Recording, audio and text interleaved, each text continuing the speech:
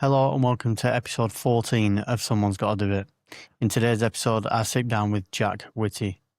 In this episode, Jack talks about growing up on a rough estate and how he's always made decisions based on what he thinks his mum and dad would think was best for him. He's attended courses that he hates, he's done a job that he hates, all because the people around him thought that was best for him. He now works as a calisthenics coach in a job that he absolutely loves, and he's taken control of his own life. It's a really refreshing story to hear. Go through the trials and tribulations of trying to please your family and please everybody around him, but sacrificing his own happiness for it. It was a really, really honest conversation, and I really enjoyed having Jack on. Today's episode is sponsored by Jack's Detailing Co. Jack's Detailing Co offer a range of services, including deep cleans, ceramic coating, and paint correction. Jack's is the best in the business. He has a real passion for cars, and you can really tell within his work. If you want to get in touch with Jack about any of his detailing services, I'll link his Instagram and his phone number in the bio. One last thing before we start. Whether you're watching on YouTube or listening on one of the podcast apps, please could you do me a favour and follow or subscribe to the channel. It really does help boost the algorithm, and it helps me to keep bringing good guests. I would really, really appreciate it if you just hit that button and share it with your friends. Now, please let's get into the episode, and I hope you enjoy it as much as I did. Welcome, Jack. Thanks for inviting me, Cal. No, mate. The pleasure's all mine. Thanks for coming. I will start this pretty quick. So first question from me, as always, if somebody you know really well, so somebody who knows you the best, was going to describe you to a stranger, complete stranger, someone you've never met, what do you think they say? I love it. I love and I hate this question at the same time because it's a nightmare to answer, but it makes you think. You know what I mean? Luckily, though, I met a mate for a coffee about 5 days ago, and he basically told me it, so I can steal his answer. And that was Johnny, not the Johnny you know, another Johnny. I think he said motivational, uplifting, and chat shit. Was another one he said. Honestly. Yeah, so if I was to think about Alicia, though, he's probably the closest person to me. Oh, fucking hell, I should have a book of words. You don't mind if I swear, do you? No, I swear, mate. Bloody hell. Yeah, probably motivational, loving, transparent, and upside down. This is what I spend half my time doing. Probably say some of them. So what do you think has happened? This is where I always lead on now. So what do you think has happened in your life and in your upbringing and everything to get you to a point where you think that people that you know you best would describe you in that way? So we'll go back to childhood, schooling, family life, all that. Guys, it's interesting that, Cal, because I would almost say that those words and labels that people give me now are based on a lot more recent things that have happened. But I think all the stuff that has happened as a kid almost gives them like a cross-reference to think, bloody hell, look how much he's changed. So if I think back to high school, it's probably like my earliest conscious memories. I was just a little bit of a dick, like throwing Capri Suns at kids and stuff like this, just being a proper little arsehole. But I think I was trying to find myself in school to figure out where I placed, but I never really got that. I was almost always friends with someone in every group. And so probably from then until probably about 24 years old, I was very much living by a script that was pushed on me by traditional education and things like parents and stuff like that. So it's, I'd probably say being such a unhinged little kid trying to find himself and figure out what he likes and what he enjoys all the way through until when I was about 25, that was just like chaos. Like, what the fuck's going on? You know, I need to go to uni, need to go to college, need to get a job, need to do this, all that jazz. But it was all what other people wanted for me, like massively. And so then when I was 25, I'm going to butcher the dates now because you've read the post that describes this. So my actual date's going to be all off. But I remember when my granddad died, Bri, that was a proper shift in me, like massively. I was like, fucking hell, what am I even doing everything for? You know what I mean? So from then, I really started thinking, okay, let's just try some stuff that I really want to do. So I started hating my job was the first thing. And then I decided to just try and start a clothing brand for crack with my best mate at the time. And then did that, did everything wrong and read a book that told me I did everything wrong just after I spent 8 months building it, which is quite funny. And then from there, I just started trying a load of different stuff and really thinking, I've wanted to do this all my life. Why have I not done it? So it was more like a mission to upset my parents. Not like make them sad, but more so like, let's do what I want to do, not what they want for me. And I get that it was all coming from a place of love, and my mum like, supports me so much now with it. But it really was like 25 years was just let's follow the script of life, see what happens as a kid and find myself and figure out what's going on. So everyone has that baseline to compare me to. Like, that's Jack sitting in his room playing video games all day, every day, you know, overweight, not moving, sad, whatever. You know, used to penny board and all this sort of jazz. Consistently, I've always tried making people laugh, though. That's something that's not changed. But that's like their measurement of who I was. And then since then, it's like, bloody hell, this lad who had no idea what he was doing, following the script of life, has now just decided to do all this random stuff and just sort of like go balls to the wall with whatever he wants to do. I think that's really made people think this guy can go and do that thing. So I think that's where it gets the motivational aspect of it. And the rest is just like, I really, really think I've started to find myself between 25 and 28. And like, I really enjoy just loving people, really enjoy giving everybody as much as I can of me and trying to get the best out of people, even when I probably shouldn't give them advice, which I'm learning to not do. But probably the first 25 years was me not being me, being what everyone else wanted me to be. And then now I've decided to actually be me. People are like, bloody hell, you know, he's fucking changing now, hopefully in the best way possible. So probably say that.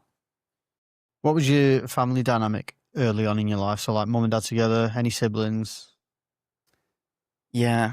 So family dynamic when I was younger.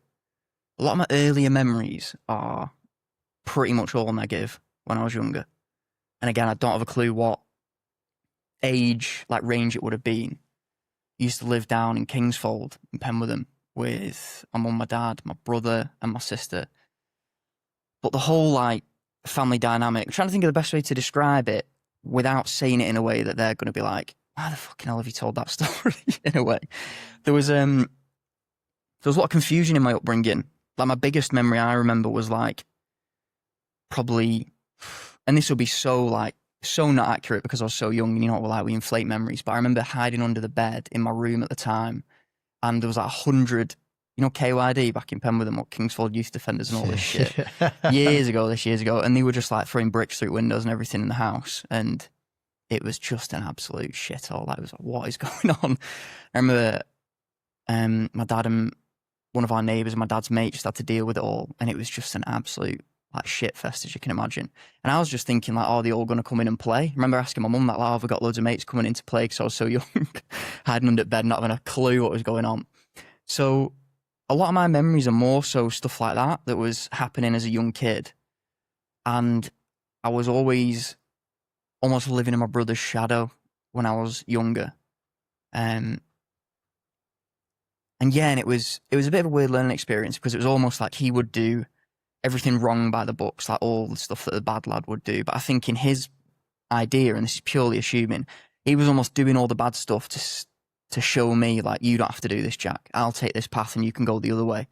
So he was almost weirdly doing it from a place of love to try and help me not be a little shit by being a little shit himself, which doesn't make any sense. And I do still love him. But it was a really weird family dynamic. Like, I remember my dad, I don't think my dad was really around much when I was a young lad. I've seen all the pictures and I know that he spent a lot of time with me, but I don't remember any of it at all. It was always very, almost like tick boxy. Do you know what I mean? So there was a lot of influence from my mum, a lot of like female influence from people in my life. I got a lot of male influence from my brother at the time when he was doing stuff, until I sort of got around school, college time, and I was like, right, I need to get out of this now. I need to go and do something else and find different people. And that was when I reconnected like with my granddad Bry, and he shaped me in like such a positive way. It was unbelievable. Like, he taught me so much good stuff, and I was closer to him than my actual dad. I only really saw my dad on Wednesdays after my parents had split up when I was younger. Didn't understand any of that because I was younger. I just thought, going on a long holiday from each other. And then, yeah, it was almost like see my dad every other week when I'd go and see my grandparents. But I'd live with my mum and see my mum and my brother all the time. But it was just constant like shit going on, like Backy getting robbed and stuff from my mum and my dad, you know, spirits being drank and all this sort of jazz. Not from my mum and dad, like just my siblings in a way. It was a very chaotic upbringing without sort of like going into details that I think they wouldn't really want sharing. Do you know what I mean? Like, I genuinely would like to share it, but it's a weird one, really. But the family dynamic was very much just chaos, really, from how I remember it. I'm sure it wasn't. I'm sure there was lovely times where it took us out, but I just don't remember any of that. You know, all of my memory around that is just chaos and like shit going on, school kicking off, you know, fires all the time and all this sort of jazz. So it was a bit of a weird upbringing, really. I don't remember any of it. I don't know if I've consciously just got rid of it or if I've subconsciously just got away from it. If that makes sense. What age was that till? What age was that till? I think I was brought up in a farm. Remember being around hay bales a lot, which is a good memory for some strange reason. And then from there, I went, and that was around Kirby Lonsdale, and then we came to Pope Lane, I think it was. There's a few in between, but I don't remember any of them because I was so young. And it was, if I was to guess, and this is pure guessing, it'd probably be like primary school age, what, like 5, 6, all the way through to probably like 15, 16, I would say. Oh, so to the end of your high school as well? Probably, yeah. So I think there was a lot of primary schools where my parents were together and it was just a bit of chaos and there was just like shit going on all the time. And they were arguing like fairly often and all that sort of jazz. And then they split off, got a lot better for a little bit. I stayed with my mum. We moved to Glenway, which is another place in Penwitham. Sick house, haunted as fuck, though, I'm convinced. So I'll brick in it every night, honestly. We're ridiculous. But then my mum got with her current partner, who's lovely, treats her really well. And then I lived with my mum's partner and Dan for ages, as Dan was growing up and obviously I was growing up. So it was like a 2-part shift, really. Primary school through to high school was with my parents, chaos, don't remember much of it, almost like a storm cloud. And then from high school through to college time, that was like the first house move with my mum's partner and Dan. Yeah. So when you was going through high school, you get to a point where like 15, 16, where you start to remember things. What did you want to do when you were leaving high school? I know you said you were following the path that people wanted you to follow, but what decisions did you make on your future at that point? Interesting that. From like a financial point of view or just future as a whole? Just from like, so you're leaving school. For your future as a whole, really, what job did you want to do? Where did you see yourself? What decisions did you make about what college course are you going to do to go down? Which path did you want to go down? Yeah, so think back to finishing high school, I wanted to do music, art and dance. I remember when I spoke to my dad, he was like, there's absolutely fuck all money in any of them. Go and do IT and business instead. Okay, cool. So went and studied IT and business in high school and then did tech because you had to do 3 when you was younger in your GCSEs, whatever. And then I went to college and I was like, well, I really want to do dance. But they said you don't have a GCSE in dance because I didn't do that. So I thought, right, well, I can't do what I want to do. So what's the next best thing? Let's go and do IT. So I couldn't do A-levels. Can't remember why, really. Don't know if I just wasn't educated enough or I didn't do the prerequisites in high school. So then I just did IT in college as well, down in Runshaw. So I was like, right, cool, I'm going to follow this path because I've already got the first qualification for that. I'll just do the next one. So I just went through college almost doing what my dad said would be a good idea, even though I didn't really enjoy any of it. And then that bled through all the way into uni as well. So it was almost like, that's when I say it was scripted. It was almost like, this is what I want to do over here, but this is what makes money, which is the whole great thing that all this old era, think is the future. So I just went down that path, but reflect back on it and think, what did I want to do around that time? Nothing really comes to mind. Spaceman for some reason, which is a classic one for a kid, isn't it? I used to love motocross, actually. Can't remember anything to do with it, but I really wanted a motocross bike and a helmet to go and do it, but there's no chance of forking the money out for that. Absolutely no chance of forking money out for it. So I was really into that, and I was into cars when I was younger as well. Yeah. And yeah, it's coming back to me now. I've not thought about that in years, to be fair. It's a good question, Cal. I think archaeology as well. Obsessed with dinosaurs and eggs. Them eggs that you could break and get the gooey aliens. Yeah. They were sick. So I thought, right, this is really cool. And originally I started looking at architecture because I thought that was the word for archaeology, but it wasn't. I was like, where's all the dinosaurs? It's all fucking like 4-story buildings. This is shit. So then I went and started looking at archaeology instead, and I learned that it was just brushing dirt for days. And I thought, well, that's a bit shit, actually. I don't really want to do that instead. Then I started liking like cars and motocross and all this, but it was all almost like just like lock the bedroom door and dream about it because I didn't really have the opportunity to do it. I didn't have a clue how to. It was, here's this stack of evidence to say what you're doing, which is IT and business. So just go and do that instead. So yeah, there's a lot of stuff I wanted to do, which were seeds of dreams, really, but I never really had a chance to water them, as cringy as that sounds. So, yeah, they've almost been in the back of my head until you've asked me that, which is quite interesting. Fucking, I forgot I wanted to do archaeology when I was younger. That's sick. I might start looking into it again. So you're doing IT at college, and then you leave college. Do you get a grade at college for your IT? How does that work?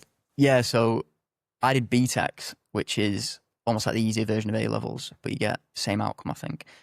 And I did a BTEC level 3 in IT, and it was a classroom full of misfits who were hilarious. Like, we all, well, I say we, I didn't, but everyone stank. Like, it was a room of BO. It was absolutely horrendous.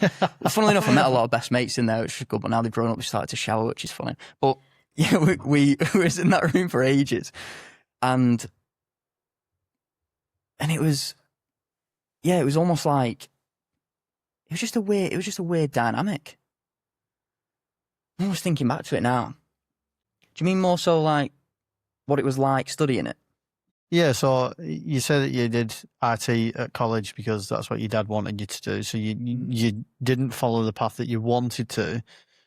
You followed the path that you was like led to, and then you did that again at uni. So I was just going to ask about what was it like at college?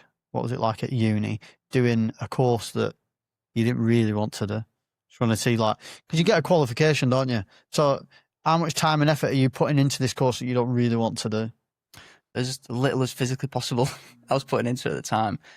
There was a lot of, I mean, I didn't really have much choice, because it was like, you either do that or just sit at home and bunk off school, and if I did that, I'd just get bollocked anyway, so just rocked up and did it. But I remember I was on par to barely scrape by and pass at the end of the year, but there was a teacher there, I won't name him in case he's still there, because he probably gets sacked for it, but he basically just like shifted up grades for us and was like, you just need to do this. And it was less so like, give me a paper and I'll sign it off for you. He just sat down and proper showed us how to do it in a loving way, which was miles better.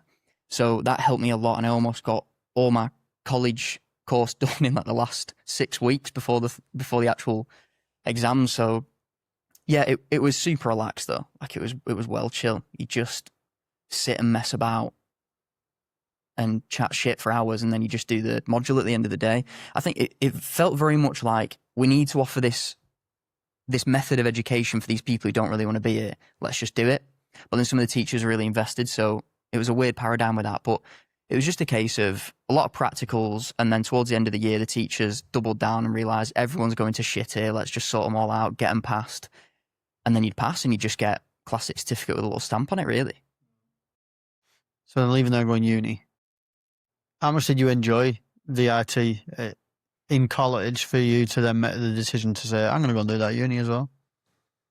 So I enjoyed the college purely because of the people around me, because I really felt like I fit in. Because obviously back in primary school, like I said, it was trying to fit in every single group, and I almost had a different personality for the type of person I was in front of. But college, I was very much able to be myself and mould into that. Definitely turned into a right little cringy lad at times because I was surrounded by it, but it was sort of who I wanted to be at the time, so I don't regret it.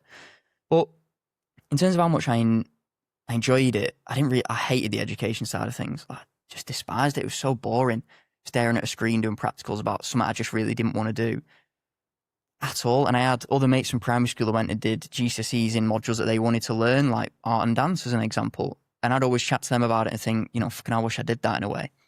So I didn't really enjoy it that much. I enjoyed the company. And then to go from college to make that decision to go to uni, it was, again, sort of encouraged and pushed on me in a way.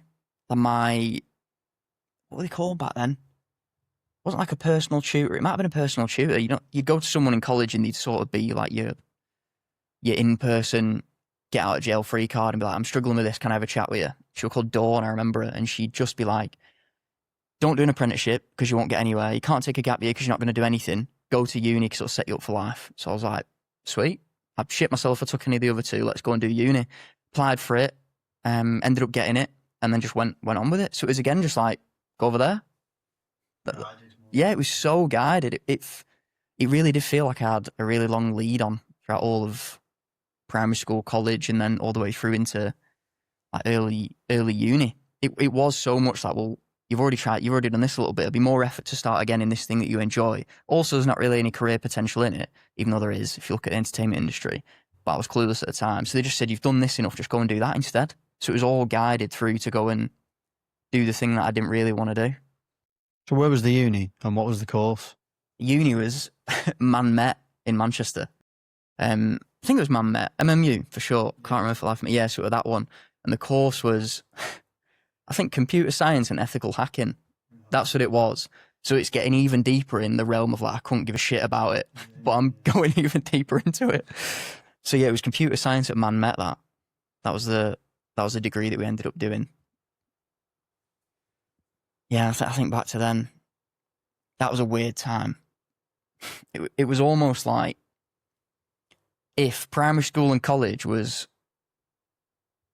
me on a lead, and the person holding the lead was this strange figure that might have been my parents' influence, my aunties and uncles' influence, my family friends' influence, whatever, my personal trainer or personal tutor at college. If this body of or person was holding the lead, when I got to uni, so far away, they almost let go of the lead, so I could go and just try it out a little bit.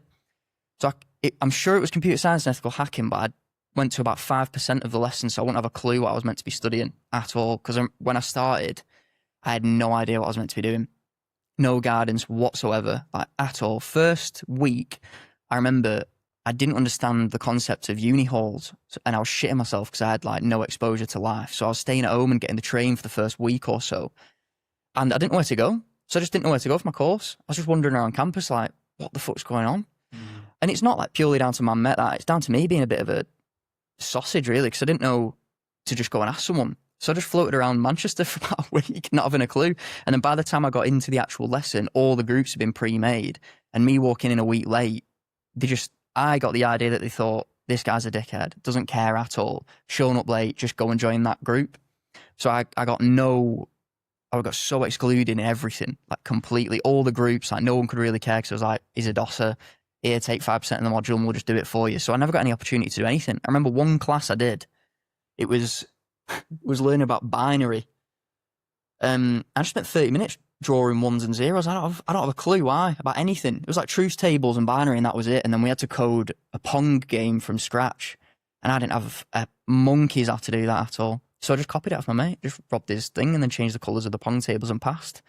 And then from there, it was just like, what the fuck's going on from the education point of view? But that was interesting because with computer science, I was actually into it at the time because I was really into computer gaming. I thought there was some level of correlation other than just share the same word. So I was actually really interested into it, but I couldn't do anything because the tutors wouldn't give me any support.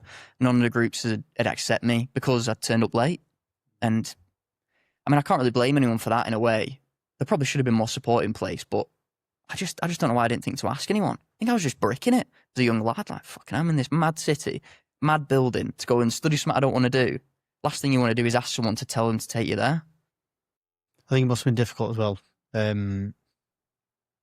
You're talking about the choices kind of being made for you and your parents, like, or whoever it was, holding you on a leash and stuff. And then that leash coming off, going to a city like Manchester on your own, it's a big thing. This is a big thing. So I'm not surprised that you go there and not know what to do and not know who to ask. It's a pretty normal thing for somebody of that age. So do you leave uni with a degree or not? No, so I think I stayed at uni for about 6 months, but because I didn't do any of the actual course, because that was a bad time in my life as well. Like, put a pin in that to give you a bit more context. When I moved into halls, we got the cheapest halls possible. They labelled the party halls, and I was so not a partier at all. Hated drink and everything. So the main room was just an absolute piss up. You can imagine what a uni dorm would be like. It was insane. It was one of them where like they'd stack all the bottles up on the window to show how much they drank to the point where no sun had come in, because it was just like stacks and stacks of dark fruit cider and all this spirits and shy. And from there I was just like, I can't be dealing with this. Nobody here is my type of person at all. All my mates from college were in different dorms, so I just locked myself in my room like every single day. And I remember that was when I discovered Rocket League, the game. I was absolutely obsessed with it, Cal. Oh my God, mate, that was like my best mate at the time. It was insane. Must have sunk like 2,000 hours into it in a year. It was fucking embarrassing. But I was sick of it as well, to be fair. But I'd lock myself in my room and they'd be smashing on door, asking like, Jack, come out, stop being a pussy, all this, Jack, come on. And I'd just ignore and pretend to be asleep. And I'd just stay in my room. I must have knocked about 2 years off my life in that dorm room. It was absolutely horrendous. And I just used to Deliveroo and Uber Eats, Burger King and Mackey's. Same things. I like the nuggets from Mackey's and the burger from Burger King and the sauces. So bad. And I bought a mini fridge just to put on my desk in my room so I didn't have to leave. Honestly, it was so bad. And it was fucking horrendous. And then I'd leave all my food in my fridge. I would order like a foot long. All my uni grant went on food. It was horrendous. Foot long, cut it in half, and that was dinner for the next day. And I'd just sit and play Rocket League all day. And then I'd go to bed at probably 7 a.m. when people were getting up for the lectures. And then I'd wake up at probably 5 p.m. when everywhere was shut and everyone would start going out. I'd wait till everyone in the uni dorm had done pre-drinks and left, and I'd order food and just go back, rinse and repeat for about 4 months. That. And so from there, I was in such a bad state, as you can imagine. It was so bad. What happened from there? I'm surprised I didn't get sick, really, actually. The amount of fucking whoppers I ate, honestly, it was insane. And then that was when I met Alicia, actually. My girlfriend now of 9 years. She were a proper saviour. So she'd get the train to uni. She'd stay in that dorm with me. Honestly, she must have a screw loose. She stayed in that dorm with me. Honestly, got like a single bed. It was absolutely horrendous. Like something you get in military, what I imagine. Room stank. It was an absolute shithole. Food in fridge. Burger King, that was it every day. And I'd just sit and play games all day. That was it. And she stayed with me. So, what an angel. So, how did you meet her? How did I meet Alicia?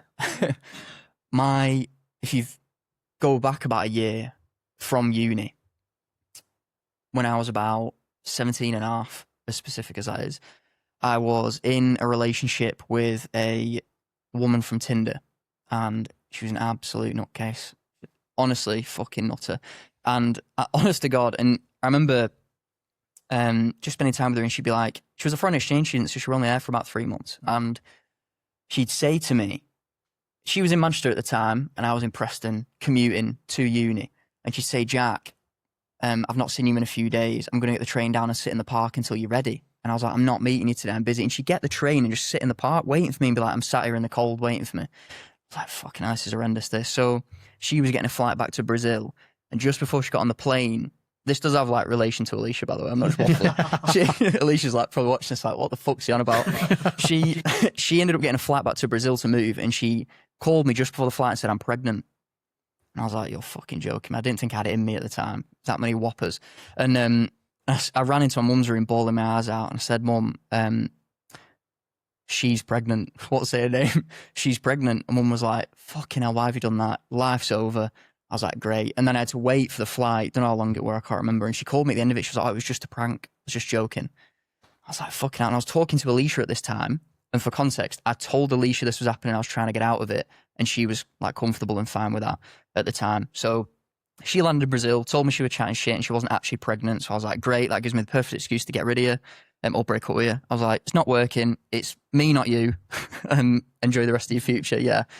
And that was then I was like, right, Alicia, like, I can start flirting with you, basically, ethically. This is great. And at the time I was going back and forth to uni, but before I started speaking to Alicia, when I was like deep in that other relationship with the foreign exchange student, my best mate at the time, Ryan, he was working at a trampoline park called Flip Out in Preston. Yeah. And he started dating a girl there at the time. And that girl's best mate was Alicia. And Ryan and his partner at the time was like getting along really well. And Alicia was like, Ryan, do you not have any, amazingly handsome, beautiful, 6 foot best mates or anything? He was like, yeah, I do. I know one for you. So he didn't pick up the phone. So then he fucking referred me and was like, I know Jack. So he gave me Alicia's number and was like, I've shown this woman your pictures. She's absolutely obsessed with you. I was like, sick. I'll drop her a Snapchat at the time. Dropped her. She blanked me. Like, fucking hell, great. Cheers, Alicia. She read it and then I was like, oh, are you Alicia that Ryan's talking about, winky face, shittest gaming world? And she was like, yeah. What do you expect me to do to that? Honestly, it was so bad. And so we got chatting. Spoke for about probably 2 or 3 months. And that was obviously when I was with that Brazilian.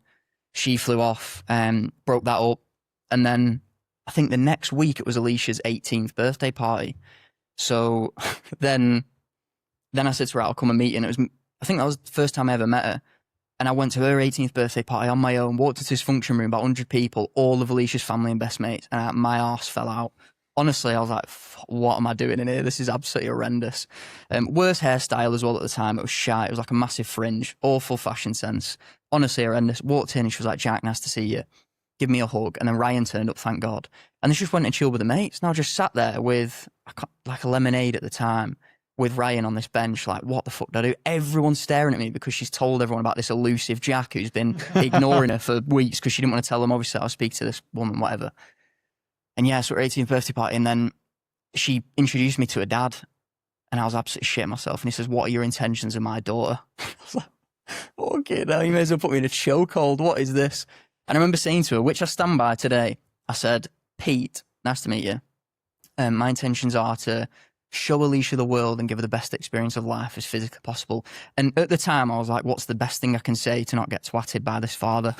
But funnily enough, it's like, that's still my goal now today. So to go back to around that time, she then pulled me up to dance with her in front of the whole family. And I was shitting it, Cal, as you can imagine.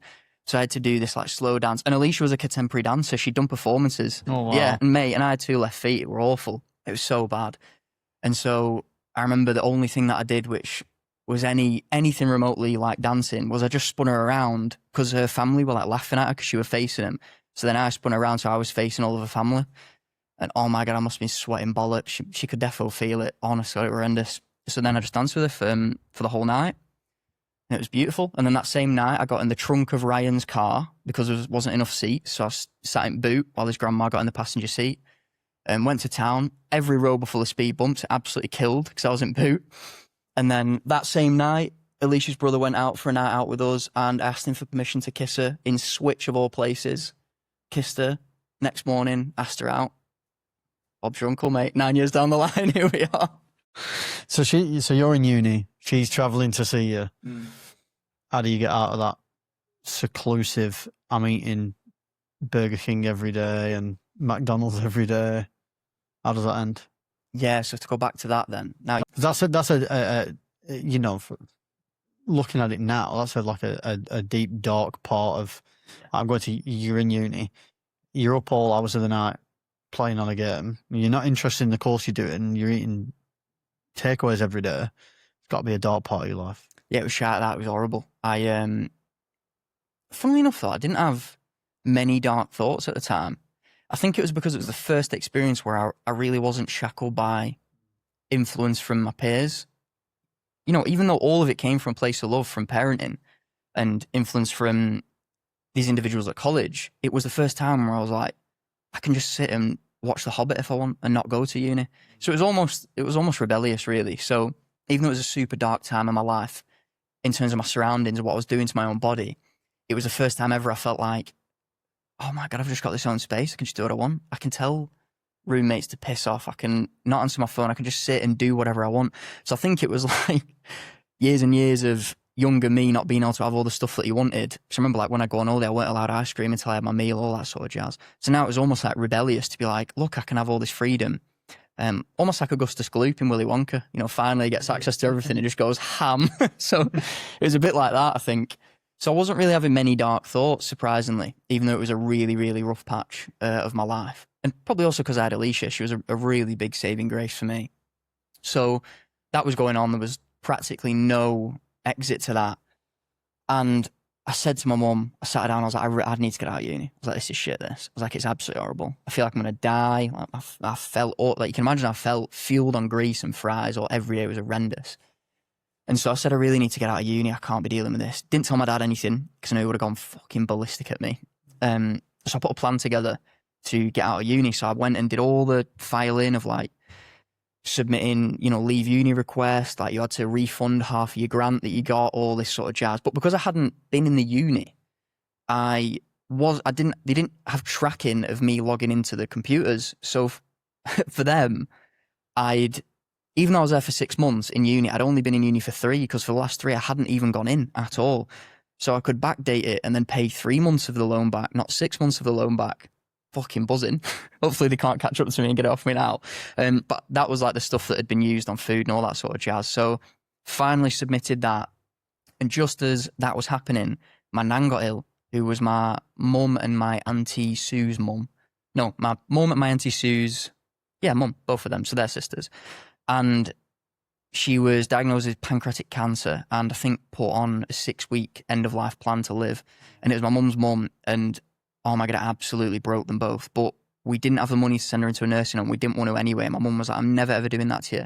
So as I was leaving uni, I think this might not be accurate, but I remember it as this. I remember putting my mini fridge in my auntie's car. Fucking love that mini fridge. Driving home in the red Golf, and that same night setting up to like 24-hour care for my nan. And so I was on night watch with my brother while my mum and my auntie slept to go to work in the day. So it was literally on like a tiny little stool in the spare room of my nan's on the bottom floor, and she was in this mental like high-tech bed that would move her all that, and all I could hear was like a gurgling breath behind me. Sat next to my brother watching Hell's Kitchen on an iPad. Watched every single episode. It was sick actually, to be fair. It was class, but our job was listen to her breath, and if it stops, come and wake us up so we can say bye. That was it, all fucking night for like 6 hours. And she'd breathe. I don't know if you've ever been around someone who's like on an end of life and is literally like on the way out. It's like, you know when you sit next to one who has like a really phlegmy cough in Starbucks or something, you think, just clear your throat, mate. God, I can't be arsed listening to you with this. It's like that, but on an inhale and an exhale. And all night it was like that. And it was like a 1.5 second gap. So it'd be like, with like gurgle. And then every now and then there'd be like a 4-second stop. Pause, best bit as well at Hell's Kitchen. Like, shit, Dan. She's gone. I'd sprint upstairs, halfway upstairs, just stand back to my mum up, Dan, and go, Jack, she's all right, she's breathing again. And she'd like catch on. Must have happened for weeks that. You're absolutely insane. So I can't remember how many Hell's Kitchen episodes there were at the time, but we got for every single one at the time. That's how long it went on for. And that was a really good opportunity for me and my brother to learn a lot about each other, actually. Bonded quite a lot through that. And then eventually my nan passed away, and that was like my first proper experience with death. But that was probably maybe like 2 months after getting out of uni. So even though I got out of that trap, it moved into like a new period of my life, which was just like even more brutal in a way. But I was almost grateful reflecting on it now, because I think I've extracted enough lessons from dealing with that loss, because it didn't make me feel so horrible about leaving uni, because it was leaving uni with a mission to help look after my nan. So that's probably one positive that came out of it in a way, but that's how leaving uni happened really for me. And how old was you then? And how old was your brother as well? What's the age got? Good question. Maturity-wise, none. But actually age, I think he's about 31 or 32. I'm off maybe a year, but I'm 28 and he's 31-ish. And how old was it when that happened? Well, I met Alicia when she turned 18. It's just under a year gap between us, because she's in February, I'm in April. I was either 18, 19, I think, around that time. Yeah, so still like heavily influenced and being developed mentally. So honestly, it was probably a blessing that happened at that age, because I learned so much from it. But yeah, it was around then, around 18 or 19, I think. So your grand dies, and then what? What do you do then? Because it's like, well, you don't need to be in that house now. What do you do with your life after that? So after she passed away, obviously it was a whole funeral and all that sort of jazz. What happened then? That was like, well, I got out of uni, thank God. Still hadn't told my dad. Shit scared of him. No chance I was doing that. So he still thought I was at uni, so I still go in every Wednesday to Meg and Bry's, grandma and granddad's, for Fat Wednesday, because he used to feed us way too much food. And I'd see him and he'd be like, how's uni? I'd be like, it's going all right, yeah, to be fair. Like, lesson we did on truth tables, it's pretty good. And that was like 6 months ago, only lesson I turned up to. Because I was just terrified. I was like, I don't want to tell him. Absolutely shit scared. So I was still going to uni in his eyes. I was like, Nan's just died, left uni. I have this like fake idea. And every week I go, I'm like, I'm building this fake idea of what's actually going on. So after that, it was, okay, well, I'm not at uni. Don't really want to do an apprenticeship. I'm sick of staying up playing games all night, because I've done that for last half a year. So I thought I may as well just get some sort of job. So then it was universal credit at the time. So I just went straight to going and trying and doing that. But I did it with the wrong intentions, because when I got there, universal credit, which is, it's job seekers essentially, they just rebrand it every couple of years so it doesn't feel as bad. So they almost give you like a chart to prove that you're applying for jobs to warrant getting the income. Makes sense in a way, because it's like, if I said to you, oh, can I borrow 300 quid a month to live? You'd be like, well, I want to know what you're doing to earn that. So go and try and look for a job. So I'd be like, in St. George's, applied to this shop 10 minutes. So you had to write the activity you did and the length of time it took to do so. So I would be like, applied to KFC, 10 minutes. Applied to Mackey's, 30 minutes, manager waffled, stuff like that, to try and get it up. And you had to do like 7 hours a week of applying for jobs. So you basically had a job looking for jobs that was like 300 quid a month. So I can't remember what happened around then, but I remember a couple of weeks in, I was just like, fuck this. I bought 7 hours, walked to town and applied for jobs. Just did that, put on my sheet and it kept getting accepted. And that didn't work. Like I never got a job through that. They all kept saying like, I'll go and do this. And it was just shite. And I thought, I'm not doing that. It's a waste of time. So are you actually doing this as well? So I know you're writing it down. Are you going into town and applying for the jobs and stuff? Yeah, so I had no money. So I'm walking from. But none of them are coming back. Nah, none of them. But my CV was shit. I had nothing on it. It was like, what am I going to put? Ate junk food for a year and a half, sat in my own room and played games. Like I just had nothing to do. Like, I had a little bit of work experience when I was younger because I worked in a chicken factory packing frozen chicken fillets.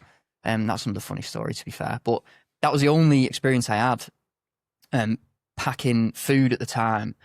And that was years ago. So like, I couldn't put anything. I couldn't put uni because it was like uni dropout. I think my mum filled my CV out at one point and she said he cared for, we got a cat called Ziggy. Didn't realise, but she was pregnant with 9 kittens and I helped look after him. So my mum made me a CV because she felt so bad and she sent it to Mackey's for me. And it just said like, Jack, like gracefully cared for 9 kittens in his mum's bedroom. And I was like, they're not going to fucking accept that, are they, in Mackey's? Submitting that as a CV. So she did that and I rewrote all that. But yeah, I was actually walking from Penwortham to town. It's like a 25-minute walk. And just applying for jobs, giving CVs out, speaking to a manager, asking for it. And this, like some weeks I'd be going back and be like, I've asked every single job, like, what can I do? I can't apply anymore. It'd just be the same stuff, same cycle. So yeah, that didn't end up getting me a job or anything like that. She gave me something to do. So I sacked that off. And that was like a really long, like 6-month period of just not doing anything. I literally not. I fell back into my uni roots because it was so habitual at this point. And I'd be falling asleep in the morning, waking up at night again, doing nothing but like sitting and playing games with Alicia, eating shite, doing nothing, not adding any value to the house or society or anything like that. It was horrendous. I don't know why Alicia stayed with me, to be fair, at this time, like, at all. Honestly, screw loose. But we did nothing. Like, we just dossed about all day. Did absolutely nothing. Watched live streams all day, played games, did fuck all. Weren't training or anything, weren't applying for jobs at all. And I think Alicia's mate at the time, who was Ryan's partner, who, that mutual sort of circle, I think she was applying for other jobs at that time. And I think Alicia had started and she got a job in a coffee shop in town. And it was, I won't say the name of it actually because we talk quite badly of it in a way. And she applied for that. And I just applied for it on the same day, like the day it was closing, and we both got the job, but we hid from the fact that we were together because they literally said in Alicia's interview, like, we don't employ, people of relation and all that sort of stuff because it's like a conflict at work or whatever. So we ended up working together and hiding the fact we was in a relationship for like 6 weeks in this coffee shop. And it was the biggest tax evasion I've ever seen. It was so bollocks, Cal. It wasn't even a real business. They'd employed like this guy called Mike, lovely guy. And he was always one of them, like, working hard or hardly working. And you think, shut up. Like, respectfully, can't be arsed listening to you waffling shite. And he was a lovely guy, though. And then there was a little team of us. And it was probably the size of this kitchen, I would say, which is a testament to the size of your kitchen, saying it's the size of a coffee shop, but also a testament to how small the coffee shop was. And they came in, these 2 lads from London, and they said, we had a really successful coffee shop in London, but we decided to close it down and move somewhere here. And I was like, that is the stupidest shit I've ever heard. Like, why would you do that? So I've won the lottery, but I've decided I actually just want to work instead. So I've torn it in half. Stupid bollocks. So they employed us, and we ended up being shown how to pour latte art by these 2 guys who didn't know how to pour latte art at all. They didn't have a clue what they were doing. So they threw all that together and they did this big launch, and they said, invite all your friends and family, come along. So 5 or 6 employees, asked all the mates and all the family. You can imagine probably 60, 70 people are turning up. And it was in Preston, it was in Fishergate. I won't say roughly where it is because you can figure it out. And we ended up working there, and you can imagine 60 or 70 people, friends and family coming in. I'm absolutely bricking it. Never worked a proper job in my life, really. Trying to do latte art, burning every single milk possible. Didn't have a clue what I was doing. I was trying to do a swan, and it turned up looking like a broomstick. Like, what the fuck is going on? 6 of us, and it was probably like this wide. And in one station, there was like a sink in the corner, most inconvenient place to sink on planet Earth. Next to that was a panini maker. Next to that was the coffee machine. So every time you steam milk, your elbow was on the panini maker, basically. And like all the cutting boards for everything. And it was just an absolute shit show. Like everything went wrong. Everything went wrong. Like didn't charge half the people the right money, couldn't steam milk. Everyone were kicking off. And then they came in the week later and was like, how was the launch? And was like, it was absolutely abysmal. So that was just a mess. And then we ended up working there, me and Alicia, for probably about 4 months, I would guess. 4 months roughly. And I remember we was told that the stock, like the paninis and stuff, if it's going out of date on that day, you can eat it if you want. Don't worry, we'll look after you. So doing that for about 3 weeks. And just before like that happened, keep that in mind, just before that happened, we were all like, we need to get out of this shit job. Like it's awful, it's horrendous. And the manager of TK Maxx were coming in for his brews because it was like relatively close. Donald, his name was, what a legend, such a funny guy. And he basically just said, would you like a job? You know, potentially we're hiring, just letting you know, I'm not poaching you because I don't think he could do that, but he was, I'm just letting you know that place over there is hiring. You know, he was the one hiring. And I was bricking out. I was like, oh yeah, I really want to work for you. I really want to work for you. I don't know what to put in my little application. So he took it off me and he wrote, I'm a werewolf, and just took it. And I was like, right, okay, whatever. And he gave me an interview and we got the job because he just wanted to help us out. But just before we transitioned from that job to TK Maxx, that 3 weeks had passed of us eating the paninis that were going out of date on the day. And they genuinely were going out of date on the day. Like we didn't do anything shady or out like that. And they refused to pay us. And we asked why. So they withheld a full month paycheck from all of us. And he said, because we've got you on camera eating the stock. And I was like, you bastards, no way they've done that to us, fuming. So we got no pay. That was like 600, 800 quid. Yeah, and me and Alicia, like, honestly, were fuming, absolutely wounded. So most of us went over to TK. Alicia didn't. She got a job in Debenhams, going and doing something else. And a few of them stayed. And because it was relatively close, we could see it as we were working. And it just slowly ran into the ground. It was so bad. Like, they didn't get any money at all. It was like 300 quid a night to keep the coffee machine on overnight. And they didn't get any customers, so we just run it into the ground. Like when we ran out of beans for jacket spuds, and bear in mind, like how long ago this would have been, probably what, like 2019 at the time, we're charging £7 for spud on beans. And it were frozen spuds, and the beans were shit beans from Poundland that they just canned without you seeing and just pouring it on and microwaved it. Honestly, it was so bad, Cal, it was horrendous. Ran out of jam for the scones one day, no, for the toast, sorry. He said, just nip into Poundland and go and get the multi-packs and then just serve them. Ran out of coffee one day and he said, go and get instant, go and get Kenko. No. Are you being serious? Honest to God. It was so bad. You can't sustain a business like that, mate. Can you? Do you know what I mean? Well, they had a successful one in London, apparently. So you tell me, Cal. So we ended up shifting over to TK at the time, but that was like that was the long answer to the question of what happened from Nan dying through to, that was probably like a couple of years, maybe 1 or 2 years of like how me and Alicia went, just like fucking messed about for months, got on job seekers, did nothing, wasted our lives, and then got a job in a coffee shop that ended up fucking us over. But to be fair, I learned how to pour coffee, which is pretty cool. So yeah, that was pretty good. And I learned, well, I worked with Alicia for the first time, which taught me that I never want to work with Alicia again. Never work with your partner. Never, ever work with your partner. Well, I'd tell her to do paninis. She's like, I don't really want to do that, to be fair. I don't really want to do paninis today. I'm like, you're my fucking you're my colleague, not my partner right now. Yeah, funny as. But yeah, she was class to work with, but it was just funny, like having that intermingling relationship with colleague aspect.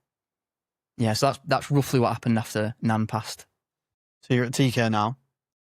What's your plan with TK Maxx? What are you doing? What are your goals? And how old are you at this point?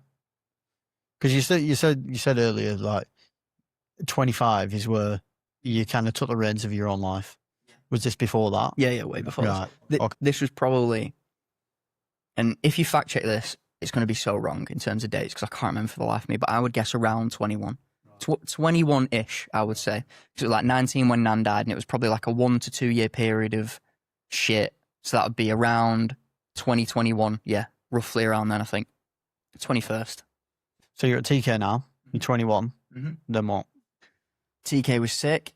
If I could go back today and get paid the money that I want, I would go back in an instant. It was absolutely class. Donald was best manager I've ever had, in absolutely class. He'd be doing like Borat impressions on Tannoid and stuff. It was absolutely mint. Like, what a G. So that was scary for me because I was working in a big team of people at the time, and it was up to me to decide like how I interacted with them. So I ended up I ended up being a processor, is what they called them, TK Maxx. You're basically like a warehouse goblin. So you're thrown in there, and whenever they get the deliveries, you have to sort it all out and then basically get it ready to ship on to the floor. So the dynamic of TK is they're basically just a massive reseller. Like they buy a load of clothes and they resell them. And then when they come in, comes through the back, the processors process it all, put it into totes, is what they call them, big containers, and then you ship it onto the floor. They flow it into the floor so that it's ready for customers, and then customers come in and shop. So I did pretty much everything while I was there, but the best bit was the processing for me, because I met my best mate at the time, Brandon, and he was hilarious. And Brandon and Adam, 2 lads I worked with, and Tom, 3 lads I worked with, all like completely different characters. It was hilarious.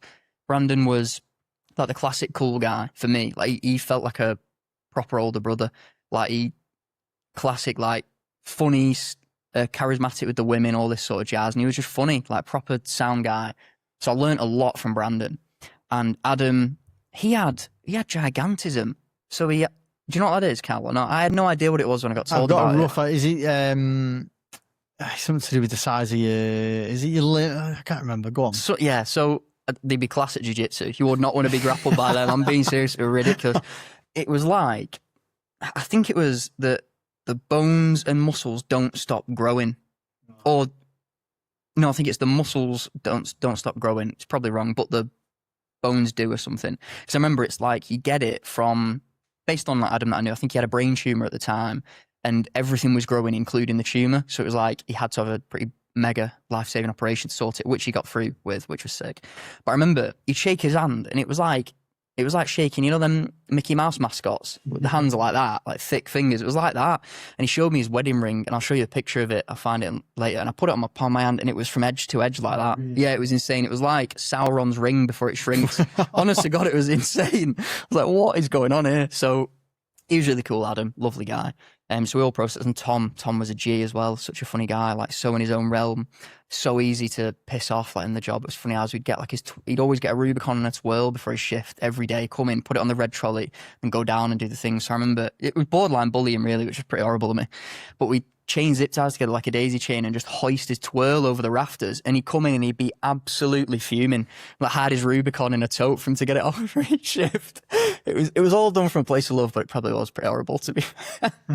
But yeah, he was lovely, always in good stead, proper good lad. So I would be processing, and for me, I'm certain I've got undiagnosed ADHD, and it scratched the itch in the best way possible. You get 13 or 14 pallet delivery. So one pallet would be, let's say, twice the size of this table. And each one, if it was a big tote, if it was a large pallet, it would have the large totes. So it's probably about that big, that wide. You know, the classic, like, massive totes that you get from wherever. And there would be 6 of them on each side. So it'd be 12 in total. And that would just be full of, like, absolute crap. It'd be like a mystery gift. You'd have makeup, you'd have kids' toys, you'd have, like, ceramics, you'd have candles, you'd have like American Nerds candy, like honestly anything. It was ridiculous. So our job was to get this cluster of crap, and then you'd set up on a little station. You'd put 9 empty totes around you like a horseshoe and assign each one a job. So it was like menswear, women's wear, kids, home, Q-line, shoes, and 3 others. And you'd pick these things up, and you'd have to remember a list of 90 departments. So you look at the tag, 11, mod box, boom, chuck it in that. Look at the tag, 92, women's kids, boom, chuck that in. 33, men's mod box, like low-key stuff. So you'd revise that, and it'd literally be, rip the lid off, boom, boom, boom, boom, boom, boom, boom, boom, like that. And honestly, like, it was rapid. If you could watch CCTV of it, it would be insane. Like, it was absolutely class, mate. You know, when you watch POV head chef at a Michelin star restaurant, you're like, this guy's in flow state. I was in absolute flow, mate. Chucking makeup and kids' toys and like candles and stuff. It was mad. Well, the candles you have to put on a trolley, but it was sick. It was so good. So we just get to listen to podcasts and chat shit for hours while flowing this stuff. And we got flown out to, I can't remember if it was the Isle of Wight or the Isle of Man. It was the smaller one. Got flown out there to do a delivery. Me and Brandon, paid for through the company. And for context, like a regular delivery at Preston would come in at like 2 p.m. and it'd be 13 pallets, and like us rapid, having learned everything off by heart, proper in the zone. It takes about 4 hours to separate that into totes to get it ready to flow out. They had a 70 pallet delivery that needed doing in 2 days. So we got flown out and put in this mega fancy hotel and restaurant, and we're so out of place. It was like, it'd be like if someone got really famous from Preston and went to the Oscars and just wore like the pajamas. It looked so out of place, honestly. Brandon had like a Looney Tunes tie-dye t-shirt on and walking. There's a grand piano in the middle of the hotel. It was hilarious. So went and stayed there. That was pretty cool. We had 60 quid a day to spend on food. So we got like gourmet burgers, blueberry tart, monkfish fritters and all this shite. Sitting and eating it in a Looney Tunes tie-dye t-shirt. It was class. Absolutely mint. So we did that for 2 days. Ironically, we got there the first day, went to go and have a look at the shop and say hi to the manager, and then we just left. But we were meant to be working that day. So we just went in and said hi and left and didn't even do a shift, which was quite funny. So yeah, we did that, flew back. And then I think I worked at TK for, 21, 22, I think probably about 2 or 3 years, 2.5 years probably, worked at TK Maxx. And yeah, and that was just sick, just doing processing all the time. It was absolutely mint. Best job I ever had, that, by an absolute mile. Why leave? Why did I leave? A job that you said was the best job you've ever had. Yeah. Why decide I'm going to leave here and go somewhere else? My instinctual answer is that my values are in the wrong place. Actually, no, that's a complete lie. That is bollocks. The actual reason was I was told about a new job that popped up, which was in the council. And then it drifted back into, I told this opportunity to my parents, my peers, and naturally they was like, that's a really good opportunity, a lot of money, pension, job for life, go and do that. It's miles better than like a volatile job in TK Maxx. You should go and do that. So I'm certain child Jack fell back into that script of, I need to make my parents happy, I'll go and do this thing. So I just went and did it and fucked TK Maxx off. It was a lot more money, which was miles better for me at the time. And me and Alicia was sort of like, I need to take life a bit more seriously, you know what I mean? Fannying about a bit. So maybe we should try and get a proper job and not throw kids' toys around for an income. And she was just arranging bras in Debenhams, so it was a bit of a funny dynamic, really. So we thought, yeah, we better start taking life a bit more seriously. And I got told there's an opportunity in this team in the council. My auntie worked in the team at the time. She'd retired and come back in, and she was lovely, amazing, big Auntie Jill. She's still here, to be fair. And she was like, you should go and do it. I'll put a good word in for you. And so she was like, oh my God, yeah, go apply for this job, whatever. Applied for it. I ended up getting it because I was the only interviewer. And Jill was basically like, Jack's this like Superman, just employ him. I was like, sick. So did that, got employed in the council and left TK Maxx. But I regretted it pretty quick. Yeah, because my relationship with Donald and Brandon and everyone on the shop floor was unbelievable. Like, my relationship with Donald was sick. Like, I could really talk to him about stuff.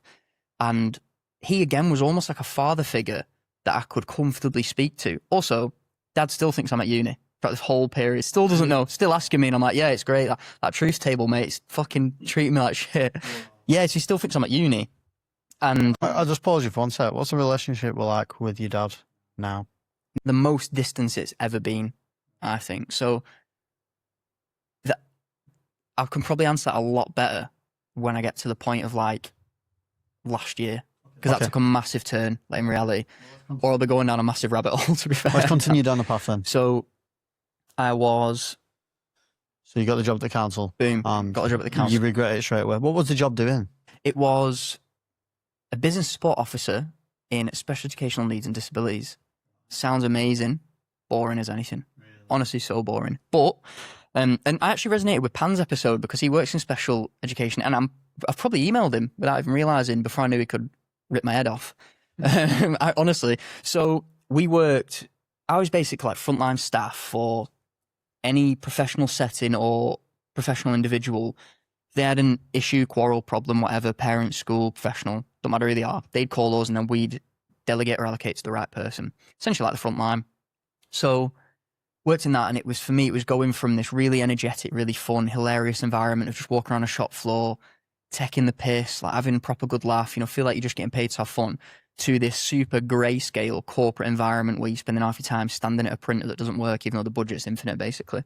So I remember, like, first time I realised this isn't for me, probably a couple of weeks in, where my manager that employed me at the time, what did I do? And this is like so childish of me at the time, but it's funny, so I'll say it anyway. When I was with Donald, we'd always like just chat shit and do Borat impressions. So she came into the printer room and I just started speaking to her like Borat, like an absolute tit. And she was like, what are you doing? Obviously, corporate. She worked there for like 10 years. She was like, what on earth are you doing, Jack? That's really not appropriate with people walking past. Yeah. And I was like, you know what? I mean, it is fair enough, you know, acting like Borat in a printer room in Lancashire County Council. So stupid of me. But I realised I was like, I'm getting put back into this shell of like, act like this, behave like this, go and do this, you know, live like this. Exactly. It's just like happiness dementors, you know, they just suck all the happiness out. So that job, 22, no idea what year that would be. I'm 28 now, it's 2026, so 2020, 2021. No, so that would have been 2019 actually. Wait, it was COVID 2020, yeah, weren't it? So 2019 it was, yeah, so right, we're accurate with timescales roughly. So I worked there 2019, first time I had to buy a shirt and fancy pants, which was nice. So I wore that for the first time, went in worked, and I just sat down in front of a PC, and it was just that for 7.5, 8 hours a day. Just when the phone rang, pick it up. Good afternoon, Special Educational Needs Disability Service, Jack speaking, how can I help you? You know, monotone as anything. And it was just like, just shit, just boring. The people are lovely, to be fair. The team was sound, but it took a big change for me because I was so used to being myself. I had to really change who I was to fit in with that group because it was all very, what's the word? Sculpted by corporate is probably how I'd say. You know, you could tell they wanted to be themselves a bit, but they didn't want to conform or break the rules because they might get sacked, which is all bullshit anyway. So I was working there for ages. Well, it felt like ages. Working there, we did a big project at the start, which was like migrating the entire system over to a new system, and it was just an absolute mess. Like we worked late, literally start of the day, taking a plan from like a Word document onto a system, and it would just be click like 20 buttons in a row. And if this happened, click this button instead. All day, every day. It was absolutely shite, so boring. But for me, I was like, oh, this is great. I'm getting something out of it because I did all these degrees and I did all this stuff, so I'm doing the right thing. You know, my parents are going to be happy and all this sort of jazz. So I worked there, and then COVID hit, and then we worked from home, which was a blessing in a way because I managed to get paid to work at home. So, like everyone, everyone was just like wiggling mouses all day, doing nothing at the start because no work had changed to electronic yet. It was all physical. And that was when really spiraled then. Like really spiraled. Couldn't see Alicia at all because it was COVID. We're all shackled. And working this job, working from home, basically on call, like constantly, just couldn't do anything. And that was when I first got referred for therapy because we had to start going in like one day a week. And I was chatting to my manager. I remember saying to her, I was like, I just feel really shaky, I feel really weird, I feel really anxious. Can I just have a chat with you? Sat down and I was speaking to her. I just started bawling my eyes out, crying. I was like, I don't know what's going on. I'm really sorry. I'm just crying my eyes out. And in like a single breath, I'd be like, my relationship with my dad, hate my job, feel shit, can't see Alicia. And she was like, what is going on? You know, I didn't sign up for this. And then we was chatting for a little bit, and she realised she could refer me through to therapy from the council because you got it for free, basically. And I was just on the cusp of being too old. So I was hitting like, I think 23 was the cutoff around then. Something like that. So she referred me, got it for free, went down and got CBT, cognitive behavioural therapy, with a unbelievably amazing therapist called Caroline. Actually, unbelievable, amazing woman. And I thought I was really stressed about work, and I just spoke for 6 months about my dad. Whole time, went in, eyes were bawling. Like, all I can remember is her sat in a comfy chair over there looking at me, head tilted, lovely clipboard that she never really wrote on, just to make me feel comfortable, probably, in an orange lamp that hung over here. And I just bawled my eyes out every single session, like crying, no idea why, exploring why I felt that way. You know, she'd ask me how I'm feeling in a certain thing, and then we really explored like childhood and everything. It was absolutely insane. I learned so much about myself at the time. Best thing ever. Like, I recommend it to anybody and everybody. I think everybody should do therapy. But that was around the time it was working from home. So yeah, like it was just a shit show really. Working, hated the job, couldn't see Alicia, hated life at home because I had no drive, no passion or anything. I was back in that route of doing stuff that parents and everyone told me to do, in the middle of therapy, thinking what is going on. Yeah, so that was basically like the whole of the council job really until COVID. And then COVID cleared up and it started getting a little bit better then, which was really cool. And that's when I discovered jiu-jitsu around that time. That was when I first started coming. And I was still working at the council like 3-4-ish years in. And that was roughly when Bry started like getting ill. Just before that, I started seeing him a lot more. Like, I took a big break through uni because I wasn't home. So I had like very little relationship with Bry. And then when I started going back, saw him every week, I started seeing my dad again because I took a big break from not seeing my dad. And I saw him like consistently every week. He'd pick me up, we'd go to Megan Bry's, we'd have food, Fat Wednesday, get overfed, and then we'd chit chat. So I started building a really strong relationship with Bri, getting really close to him. I seen my dad a little bit, but I wasn't really building a relationship with him. He just almost was like my chauffeur, really. And then once COVID and all that had ended, got to see them a little bit more, and then he got diagnosed with lung cancer. Bri, this was literally just as everything was getting better for me, like personally. So I was able to see Alicia again. Wasn't working that shit job anymore. Well, I was, but I was in the office, so I was around more people more. And then Bri got ill, and I was like, fucking hell, like, this is really horrible, this. Because he was more of a dad to me than my dad. So he got really, really ill. And it was a slow burn, though. And I almost think what happened with my nan was a blessing because it just happened quickly. But with Bri, it was like 9 months, and you would slowly see him deteriorate, and it was fucking horrible, mate. Like, I remember going round and he'd just be knackered and you'd see him like wince, and he was the toughest guy you've ever met. Like, he used to do welding, all this sort of jazz. He'd still carry like wheelbarrows up, almost 80 years old. And he was a tough nut. And then seeing him wince and stuff was like seeing it happen. And then he slowly, started not being able to eat stuff. He started losing his voice. So he was like a bit of a whisper. And people would be chatting at the table and he couldn't get a word in because his voice would be going. And you could see him getting annoyed and aggy at it. And then slowly from there, like, he started literally withering away. And barely eating, barely doing all this stuff. He'd just be sat at the table, like, just for me as well. Like, what can you do? You can't put him in another room, can you? It was just shit. So slowly the house started getting filled with like more medical supplies and all this, like nappies, bed sheets, everything just stacked up in all rooms. And I think it was around Christmas time. I think, again, like, if you fact check all this, times are going to be all over the show. But he got really ill and was like, right, he's gonna end up dying here. And I was like, fuck. Man, it's happening all over again. Fucking fuming. I was getting so angry at the time. Hating my job.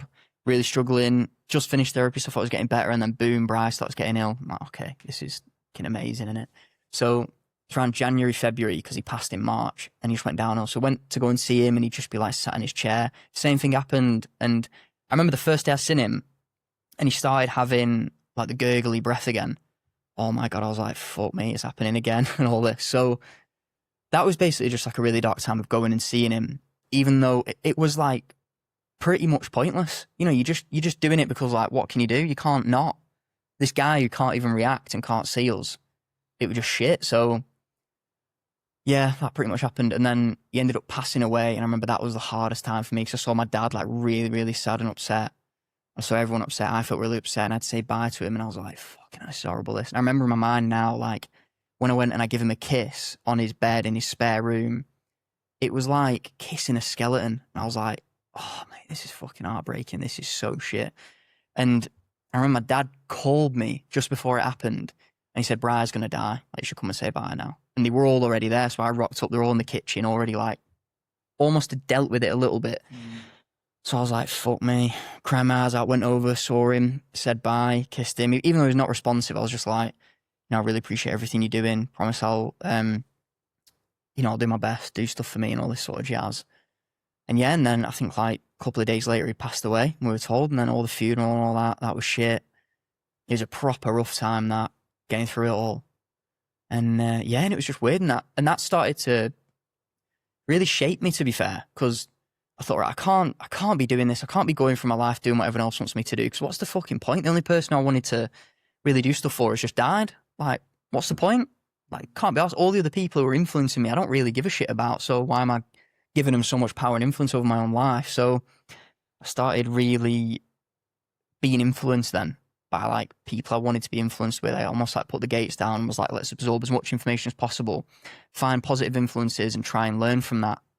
So at the time I was learning from loads of people, like both the Tates, and at the time I was buzzing, and upon reflection I'm gutted, but there is positives that come out of that. So I think it's worth talking about, because I started watching the Tate brothers loads and I was like, oh my God, these guys are great. Be a man and do this and pursue this. You should be able to look after yourself. You should be able to provide. Those are all positive messages. But I didn't clock that it was almost poisonous in a way, because it was very, you should act this way in front of your women and all this. And it was happening to Alicia. And I was like, fucking hell. And it hurts me now, like, thinking back. I can't believe I was acting like this. Like, I'd be thinking, like, why are you not cooking for me? Oh my God, it's horrible, like, even saying it. And I can't believe it was happening.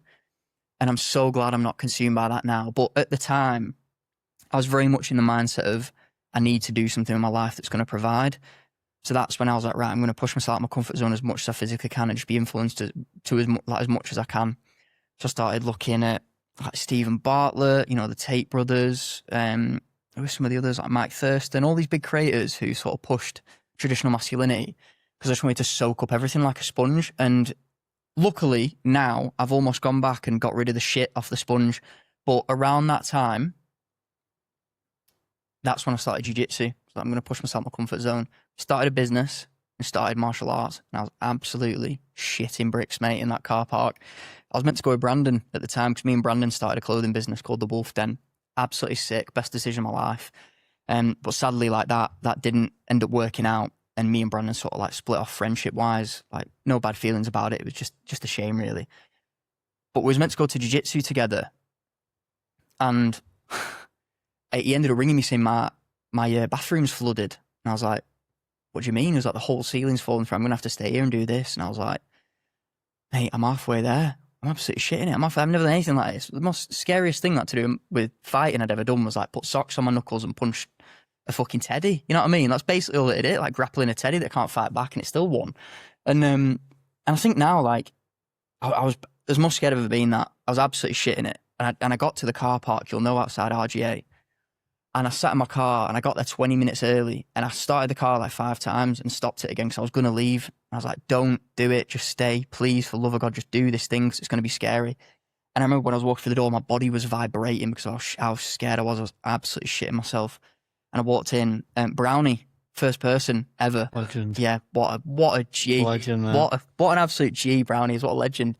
And he shook my hand and he was like, is it Jack? Like, really lovely. And I didn't know at the time, like, this guy could just kill me with his bare hands. This old dude who's like, you know, just a lovely family man. And he welcomed me, gave me my gi, jumped in, and I was just shitting myself. I was like, fucking hell, what do I do here? I remember one of the first lads I spoke to was Ben.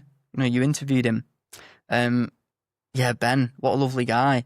And it's funny hearing his story and thinking back to our conversation, because back then, like, I can see why he conversed with me in that way. Like, wow, that's so interesting to see. And then one of the other guys, the first guy I see was Mez. Blue belt Mez. Big Mez, what a G. Worst pressure in the world, honestly. Mez just got his purple belt. Did he? Yes, what a legend.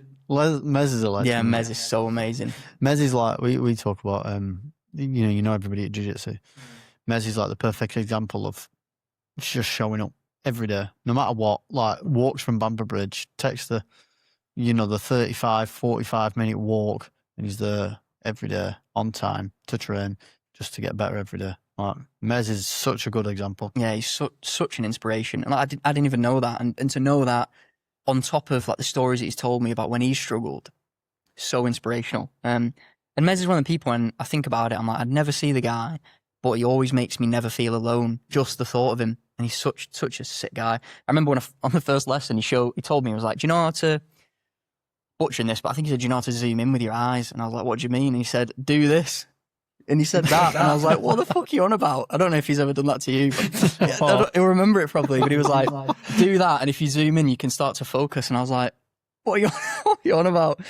So he showed me that, which was quite funny. And did the first session. And Aaron Smithies from Stallone, he was a brown belt at the time. And he showed me a bow and arrow choke on the first day. And I partnered with him.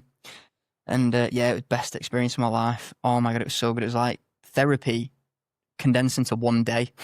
It was. And the hardest bit is getting through the door, isn't it? Yeah, mate. And I tell people that all the time when I get a trial class person coming in and it's the first time, you get through the door and you can see them nervous and stuff. And I always say to them straight away, the hardest bit's done now. You're through the door. That's the hard bit. The rest, it's just going to be great. Yeah, it's so true. Bang on, Cal, that. And I don't know, for me, like, sitting there, turning the car on, turning it off, oh my God, I really didn't want to go. I was absolutely shit myself when I said no. When you was younger, you wanted to go to breakdancing classes and you didn't do that. Pussied out at the door, didn't want to do it, came back. And then I was like, right, something else. I wanted to do dance classes, went there. No, acting classes. Went to an acting school, they were all a bit stuck up. Went back, hid in the footwell of the car, and I was like, I'm not going back, never. So I'd always never kept the promise to myself, never did it. If I'm not doing that now, after going through all this shit, not doing that, what would Bri think, as an example? And so I did it, and I was like, fuck for that. And that, honestly, even though I don't train it anymore, I give so much credit to jiu-jitsu. because of how it's molded me as an individual in so many ways. And this is where that's the only credit that I would give to the Tate's influence, because I only started martial arts because I was listening to them. That was it. And so started doing jiu-jitsu. That completely changed my life. Started meeting loads of people like you, like Danny, Callum, Sam, all the lads, like such amazing people. And yeah, I was just training that for a bit, and I can't think what year that was, but that completely changed my life. That perfect timing as well, because I was on the cusp of being an arsehole to Alicia, because I was like consumed by this manosphere stuff. And then to come out of it, I was like, hang on a minute, all that stuff that I'm listening to, that's not what a man should be. I'm like, a man should be what I decide it should be. I'm like, what are the attributes that I enjoy doing? So I love like cooking for Alicia. You know, if you think back to then to now, every morning make a breakfast, as long as I don't sleep in. Every single morning breakfast, run her to work, spend time with her, check up on her. And I think that to me is so much more masculine than doing all this bullshit of like, you should be doing this. It's like, grow up, you know, like it's all bollocks. But the look after yourself and provide is the stuff that I really resonate with. And I think that's the only positive lesson that I've extracted from that big manosphere influence. And it allowed me to discover jiu-jitsu, which completely changed me as a person. Like so much. Got twatted every day. It was great. Every single day. Never felt like a nail more in my life. That's generally how it Yeah, goes. it's sick, isn't it? It's absolutely mint. And then the classic, like everyone says it when you describe it to people. They're like, why would you want to do that? Oh, it's great. Come around for an hour, you run around with sweaty, massive old men and they choke you out. It's great. It's like, why the fuck would you want to do that? I've talked about this many times on this, and the way like you can't, you know, whatever problems you've got and whatever is consuming your mind and whatever is taking over your life, go there for an hour. Mm-hmm.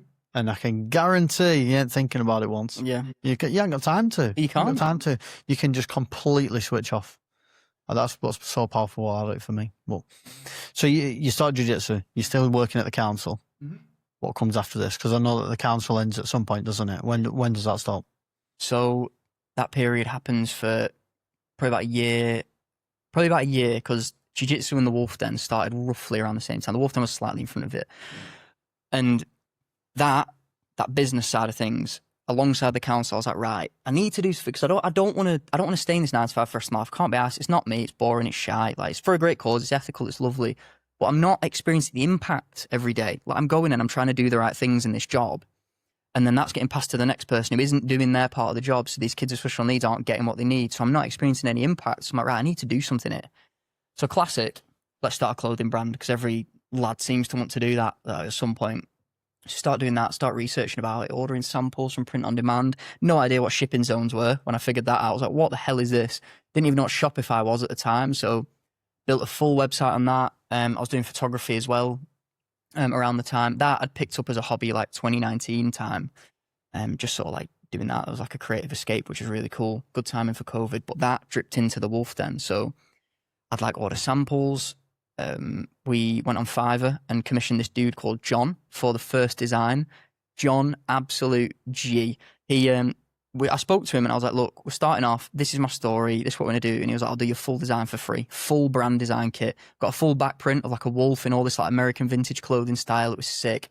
Like a couple of logos we could put on caps and on t-shirts, and literally charged us like a tenner to cover the costs. Honestly, like insane. Such a legend. So then I would be driving down to Leyland embroidery unit to get each piece embroidered. So let's say you ordered like a Wolf Den Originals 2-print hoodie, or like front and back hoodie. I would order that sample, because it would be like a 0 minimum order quantity, get that in, ship that to my house. I'd drive to Leyland on my lunch break, get it embroidered, 1 unit, and they'd be like, why the fuck are you bringing this to us, basically? What's the point? They were actually really supportive, to be fair, lovely guys, but I could see it was like, what is this? I'd sit there and wait for it to get embroidered. No, I wouldn't actually. I'd drop it off, go home, do whatever's next, order the packaging, so we get like custom poly bags. I'd ordered a custom wax seal stamp from Etsy with the logo on. Honestly, like this is all my creative juices coming out again though, which is sick to see. And so we'd ended up like, you order this, I go back, pick it up when it's done for embroidery, come back, iron it, fold it, put it in a custom poly bag or a custom Wolf Den box that we got, fill it with some tissue paper, put this black envelope with a hand printed Wolf Den like wax seal on with a leaflet inside saying thank you, box it up, custom Wolf Den tape, everything, and then give it you. And I'd literally drive and like drop it off at your house because I couldn't afford shipping. So it was making no money on anything. It was just like a bit of fun, and we was trying to figure it out. But it was making no money because we was ordering a single unit at a time, dropping it off manually, getting. I was like, what a fucking stupid idea this is. So we ended up doing that for about 6 months, and we told all of our friends and family, was like, we're going to do a big launch of all the original stuff. So for 6 months, it was like testing samples, testing different types of clothing, testing different stitch colors, everything, like setting up the Shopify. I'd do loads of photography and videography, update the site and all this sort of jazz. And then we ended up launching after 6 or 8 months, and pretty much only family bought. That was it. And we broke even on it. It was like $1,000. So we ordered all of the stock in, and I was like, this is great. Going to be like next Jeff Bezos and all this shit, or next Ben Francis or Gymshark. In Brandon's bedroom, we were literally packaging boxes in his kitchen to make no money. It was pointless. It was literally pointless. And then we did all this, and then we had a bit of a fallout, me and Brandon. Like, neither of us were in the wrong. It just wasn't the right time for the thing that we were doing. So we ended up parting ways. And then that was when I started Muay Thai. Just before I started Muay Thai, actually, and Johnny Slater had started. Actually, no, it was when I started Muay Thai. So I did a beginner's course at Johnson's alongside Jiu-Jitsu. And I met Johnny. We got paired up to hit pads together, and never held a pad in my life at all. Went to hold it for a kick. Didn't realise he'd done 4 years of Taekwondo beforehand. Almost broke my fucking forearm. I was like, oh my God, Johnny, you mental guy. Then he told me, I was like, cheers. So we sparred. Not doing it spar, sorry. We held pads for each other for 6 weeks on this beginner course. And yeah, we were good mates. And the beginner course ended and we didn't speak for months. And then alongside Muay Thai, the Wolf Den was still happening. And then that was when we'd launched just at the end of the beginner course. And then a month or two went by and we just packed it in because it wasn't really working. Johnny messages me out of the blue and he's like, oh, Jack, how are you? I'm doing good, mate. It's a bit weird. How are you? You know, you kicked me for about 6 weeks, but other than that, I'm thinking about starting jiu-jitsu. What do you think of RGA? Gave him a little bit of insight into that. So we started, and it turns out he's like savvy in business. You know, he started his own business through COVID and all this sort of jazz. So I said to him, I'm doing the Wolf Den. He said, oh, you should read this really good book. It's amazing. It's The Lean Starter by Eric Race. So I was like, sweet, I'll read that book, put it on Audible, listen to it.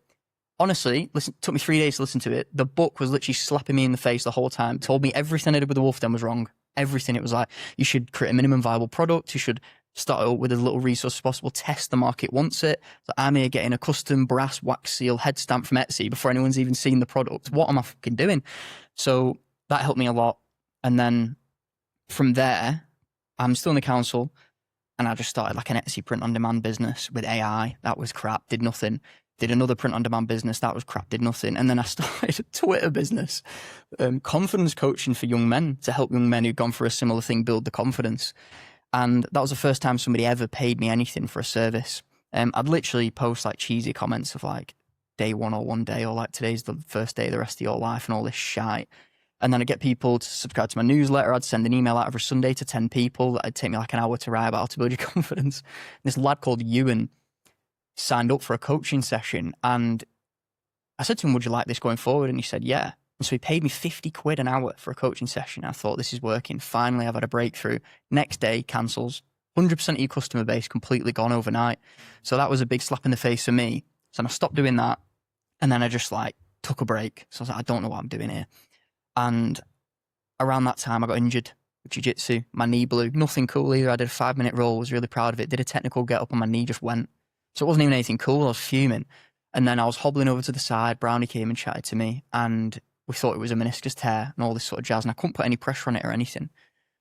And so left it for a week, came back, did it again. Left it for a week, came back, did it again. There was no tear or anything though. And I had MRIs, I had scans on it. They said there's no tear in it whatsoever.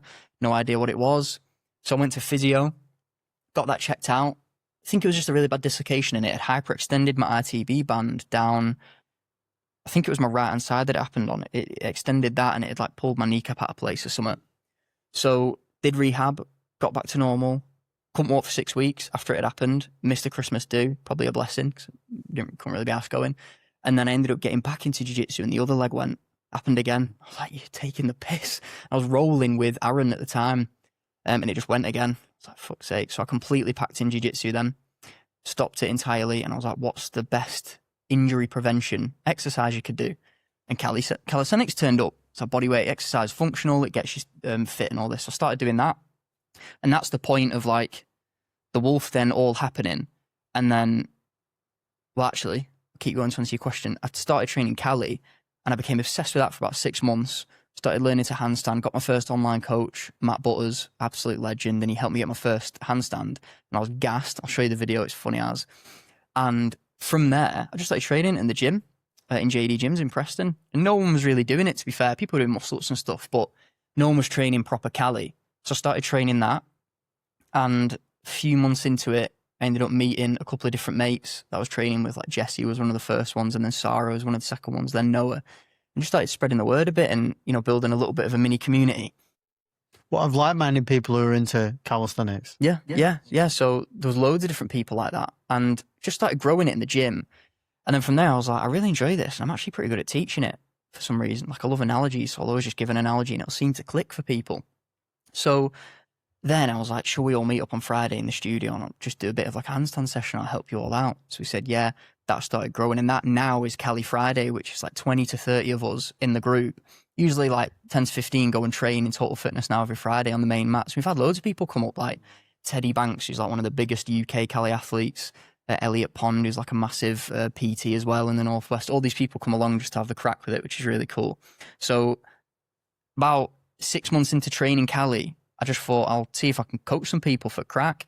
Gave a load of free plans out to a load of mates, and they started trying it. Still at the council along this time, and they made all right progress, to be fair. But at the end of it, I said, do any of you want to pay me? And I was like, this is going to be great, this. Like, people are going to renew. All of them said, no shit. Like, great, that's awful. So I went and I revised everything I did. I realized that I was telling them what I wanted to tell them, not what they needed to hear. And redid the whole coaching business from scratch. And then someone referred a lad to me called Zach. Shout out Zach, first ever client. And then from there, he paid me for an online coaching plan, and I basically built the business around him, and it was class. He unlocked his first handstand, like it was flying. He made some insane progress, got his first muscle up in like 12 weeks, which is insane. And yeah, and I just really enjoyed it. And I thought, this is sick, this. I'll see if I can start doing it. So then I started posting on social media. All the videos were shite at the start. It was just like really bad angles of me wearing like a latex base layer. It was so bad, throwing my ass at the wall, not having a clue what I was doing. It's so bad. And then from there, I just started helping people and then asking people. And then around, when was it, like July last year, that was when I made the decision to properly like full send it and pack in the main job, which was pretty good. And go full-time coaching? Almost. I was still in the council at that time, and we was in the office for 2 days a week. And I remember sitting at my computer, and I started getting really bad chest pains, and I was like, fucking hell, what's going on? Sweating profusely, and it was like 10 degrees. And I was like, I really feel like I'm going to pass out now. I really feel like I'm going to faint. So I just said, I need a minute. Went into the next room, and I just started crying. I was like, what is going on? Shaking like mad. And it reminded me of when I had that breakdown to my manager, like ages ago in COVID, or just before COVID. And my auntie came in and she said, I just saw you a little bit shaky. I'm checking you all right. And I said, I need to go now. So I was on lunch break, rang Johnny Slater, and I was like, Johnny, I know you're in town. I'm really struggling. Can we meet? And he said, yeah, no problem at all. Remember, I was walking down, ate a banana as quick as I physically could, chucked that in the bin. And we met at a Polish tea room in town called Preston Tea Room. And I had a butterfly PT and an Oreo cheesecake in front of me, and it was fucking sick. But I just started bawling my eyes out. And Johnny was asking me like really lovely questions. He was helping me out. He was like, how come you feeling this way? Blah, blah. And I had no idea. And I was like triaging GP forms. I was like, I think I'm going to die. Genuinely think I'm going to die. I was like, my heart is going mental. BPMZ is like 150. I'm sat down, sweating, no idea. And I said to Johnny, I was like, I genuinely think I'm going to die. I was like, I don't know what's going on. Can I just have a hug? I don't know what's going on. And it was like the worst panic attack of my life. And I remember walking back, and he said, "What?" I think we got to the point of like, what's the thing that's really stressing you out the most? And I said, the job. I was like, I fucking hate it. Can't stand it. Like, the people are all right. The service isn't doing anything. Not experiencing any impact. It's shite. It's literally eating me alive. And I was like, I want to change my life. So I either drop all the stuff that I enjoy doing to give my bottle space to actually fill again and do the job, or I pack the job in and do the other stuff. So he said, why don't you take a sabbatical? So what the hell is that? So I hadn't heard that word in my life. And he said, it's basically like unpaid leave with a guarantee of your job back. So it's like quitting your job, but with the safety net of doing it. And I thought, that's scary as out. Don't want to do that, naturally. So we talked about it. And on the way back, I calmed down, I chilled out, because I thought about the idea of leaving the job, and it chilled me out. I was like, oh my God. that sounds great. I actually might look into it. So I spent a few weeks looking into it and met my manager and spoke about it a little bit. And I ended up deciding, like, yeah, I'm just going to quit my job. Fuck this. And why not? Like, what's the worst that can happen? I've got to So save. you're not going to do a sabbatical. You're just going to go. Well, in my head, yes, I was like, I'm going to quit my job. Actually, no, yeah, you're right, Cal, because I thought, why would I go on a sabbatical if I'm going to quit my job anyway? Because I don't want the coercion or the coercive behaviour of like, oh, well, you might want to have the job when you go back. So let's just balls to the wall it. But I thought, for my mum's sanity, I'll get the sabbatical because she knows I can go back if it doesn't work out. So I ended up submitting this sabbatical, and I was shitting. I'd not told anyone. Also, my dad still thinks I'm at uni. Bear in mind, even now, still like, not. even that's been. I never years, even told though, him. I still never told him I quit uni. So, well, he probably thinks I've graduated. To be fair, 'cause it's been that long. But yeah, he still doesn't know. And I put through this sabbatical, and I'm bricking it because both my aunties have worked in the council for the whole life. My auntie, who's on the same team as me, has worked there for like 60 years. And so she, in the best way possible, is so rooted in her own beliefs, which is not a bad thing. I think that era is really conditioned in that way. And to her, stable job, pension, sick pay, job for life, you're sorted. I don't have to worry about my nephew now, he's safe, that classic thing. So for me to come around and say, I'm going to quit my job, she's going to go bloody ballistic. So I sit them all down and I say to them, I remember I really wanted to tell them, because she's going to know if I just stop turning up at work, she's going to know, isn't she? And I wanted them in my life because they're a really good support network, but I didn't want them to talk me out of it because I was so influenced by these people.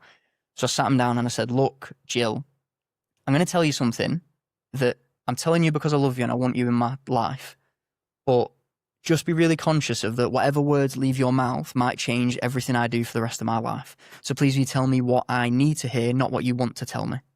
And she was like, fucking hell, is Alicia pregnant? I was like, no, she's not. Chill out. So I had the conversation and they both really appreciated me bringing it up in that way. And they just supported me. They said, I'm absolutely shitting it, but I support you. So I submitted the sabbatical and that started last November. And yeah, I was unemployed. Sick. Best decision of my life. And so then I just started doing coaching. And I remember I had just shy of $3,000 in my savings. And I thought, okay, pay my mum board. Alicia's moved in with us at this point to minimise our cost of everything. Pay my mum board. And that's going to last me, I think like the $3,000 would last me like a year and a half. So I was like, right, I'm comfortable for a year and a half. I'm easily going to make it to sabbatical if I make no new income or anything. So then I thought, right, I'm safe. So I started working in coffee shops, chilling, enjoying my life, whatever. Really weren't really working hard at all. It was really stupid of me. Now I reflect on it now. And I ended up sinking $2,000 into a mentorship with a guy I'd never spoken to. And it was really sort of like pushy sales stuff, which I really don't like now. But he convinced me to invest in myself and send $2,000 to this guy. I was like, well, shit, what do I do now? I've just removed all my safety net. This mentor is going to mentor me on business and fitness. I had no idea what I'm doing.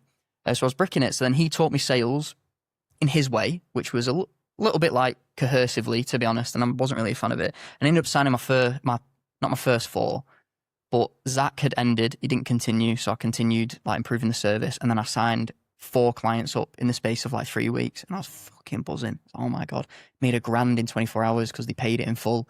But my head was in the wrong space. I was so money focused naturally because I was in a survival game. I was like, right, my time's running out. I need to do this. So it was only until probably, what was it like? Probably about 2 months ago that I was like, I'm going to start operating differently. But before that, throughout that whole sabbatical, I was just going through this mentorship, trying to sign new clients, improve my service and all that sort of jazz.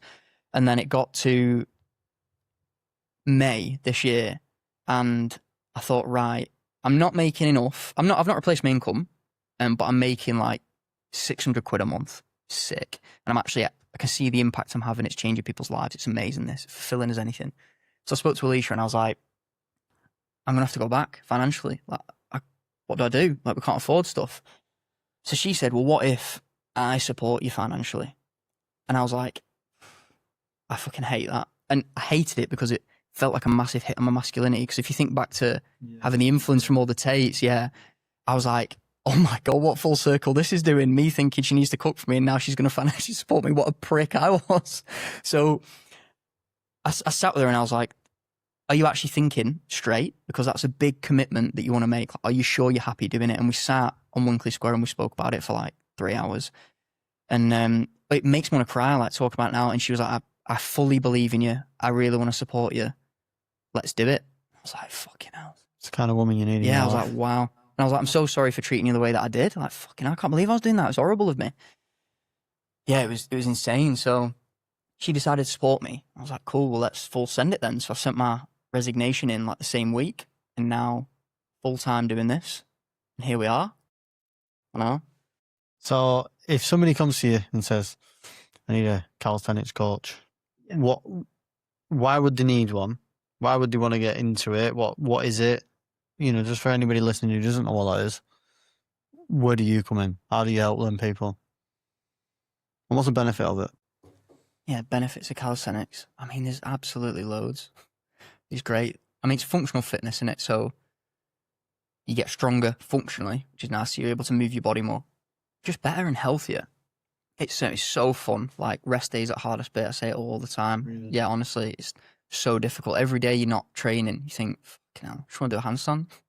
It is cool, and it's I think it really, in the same way that happens with jiu-jitsu, it really helps you learn more about yourself, because you're thinking so much about body position, body awareness. You're so in flow state, because you can't, like, when someone's learning a handstand for the first time, it's so funny. You can see the shift where they're almost doing kick-ups to be like, oh yeah, I'm doing it, haha, whatever, to, oh my God, they're locking in now, because they just forget about everything. They think, right, press through the fingers, kick up, stack, everything. It's so good for that, for getting you into flow state and really forgetting about stuff. And to be able to train for a few hours and have that happen, mate, it's godsend. It's honestly unreal, because that's what I got from jiu-jitsu, but I get that now from Cali, which is really good.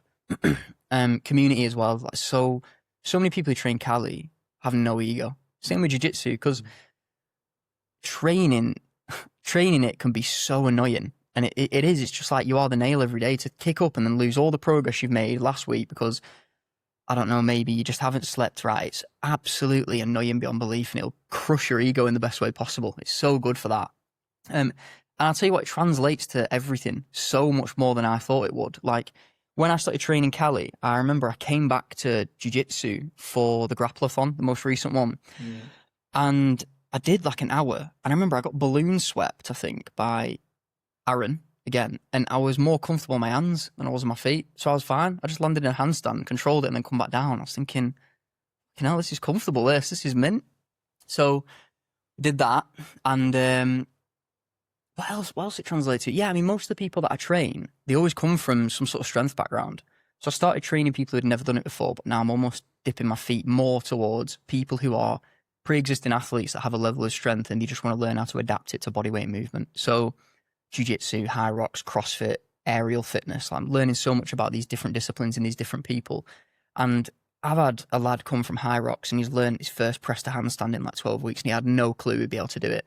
And then it's allowed him, to go and train with his son, and his son's doing handstands now and stuff like this. It's insane. And I think the translational strength is unbelievable. Like, it's unbelievable. So for me, training it and going back to jiu-jitsu, feeling the strength of, like, having way better grip strength, like, naturally being able to maneuver better, understanding where your body is, the body awareness is unreal, because you're constantly thinking where you are all the time. It's fucking mint for it. And I think, yeah, like, just the way it translates, like, even if, like, joiners, people who are just lifting weights all day, you're functionally moving in Cali, so it helps so much with that. So, yeah, I think the translation of it is probably one of the biggest things, of how much it helps with other aspects, how fun it is, how connecting it is to other people. Because you'll do a muscle up, people are like, fucking hell, how are you doing that?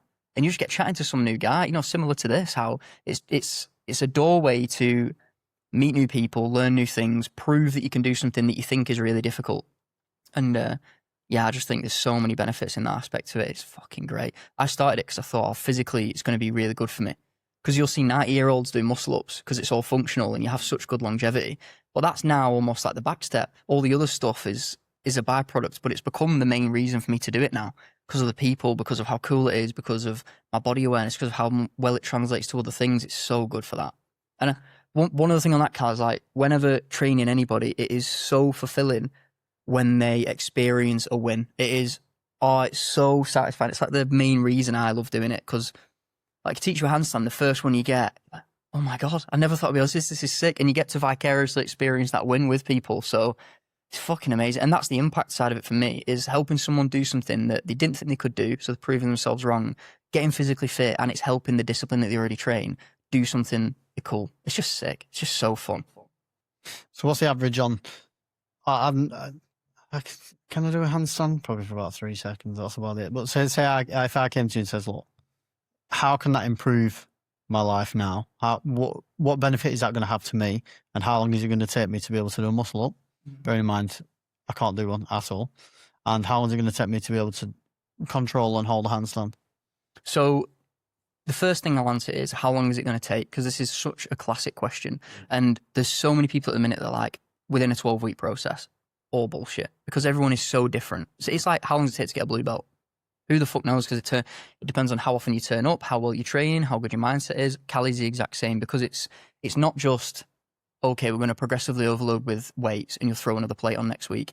It's progressively overloading strength, but then also body awareness, technique, how you're showing up for your sessions, how good your recovery, how good your nutrition, it's everything. So in terms of how long it takes you to do a handstand, if you can already do a 3-second one, I'm guessing it'll probably be like straddle with slight banana back. You can fix that pretty quick. If you're over the fear of throwing yourself upside down, it's way quicker than people think. First hurdle is getting over being shit scared of it. So most people that I've trained, usually within that 12-week window, at some point they end up getting a bit of a breakthrough. But to really master a handstand, it can take months, mate. It can take ages. But if you want like a 10-second hold where you understand what's happening, and it's just like a fatigue concept that's falling you back down, really won't take long. Probably a few months, I would say. Really, yeah, realistically. If you balls to the wall, if you train it every day for 10 minutes, you get that easy. And then muscle up is a more of a different skill, because it's less. With handstand, it's more show up every day and drill the right basics and activations, and you get it really quickly. But with muscle up, it's train the right activations, but you also need a level of strength. You also need a level of explosive pulling power. You also need an understanding of how to move around the bar. And usually if somebody's trained weightlifting, it's adapting the strength differently and relearning bad habits. It's like a bodybuilder will pull chest to bar and try and go through it, but muscle up is up and over. So most of the time it's retuning old or bad habits and then drilling the right strength for where you're at. So like if you said, I want to do handstand and muscle up, I'd be like, right, get you straight on a strength session. Test exactly where you're at, so you're not doing like shit progressions you don't need to do. Find out where all your weaknesses are, and then just create a plan around that, and then just make sure you stick to it. That's all it is. It's like that with any training, really. But the element of coaching is more like, people find a lot of accountability in it, but also to know that you can just rock up, train it, and not worry because someone else is worrying for you instead. So yeah, realistically, probably, unless you're some like fucking specimen and you've done gymnastics when you were younger, it's really just going to take like the average time it would take, which is probably like a few months. Between 3 and 6 months is probably the safest bet. I'd say 90% of people would get it in that, if they're coming from your background, like considering age, strength background, you understand proprioception and everything like that. So what advice would you give somebody, anybody who's listening? So there's loads of different types of people listening. What advice would you give somebody who is looking to get into that? If you're looking to get into it, first question I'd ask is why. Figure out why. Because if you want something else, it's like, well, you could go and get that in another way.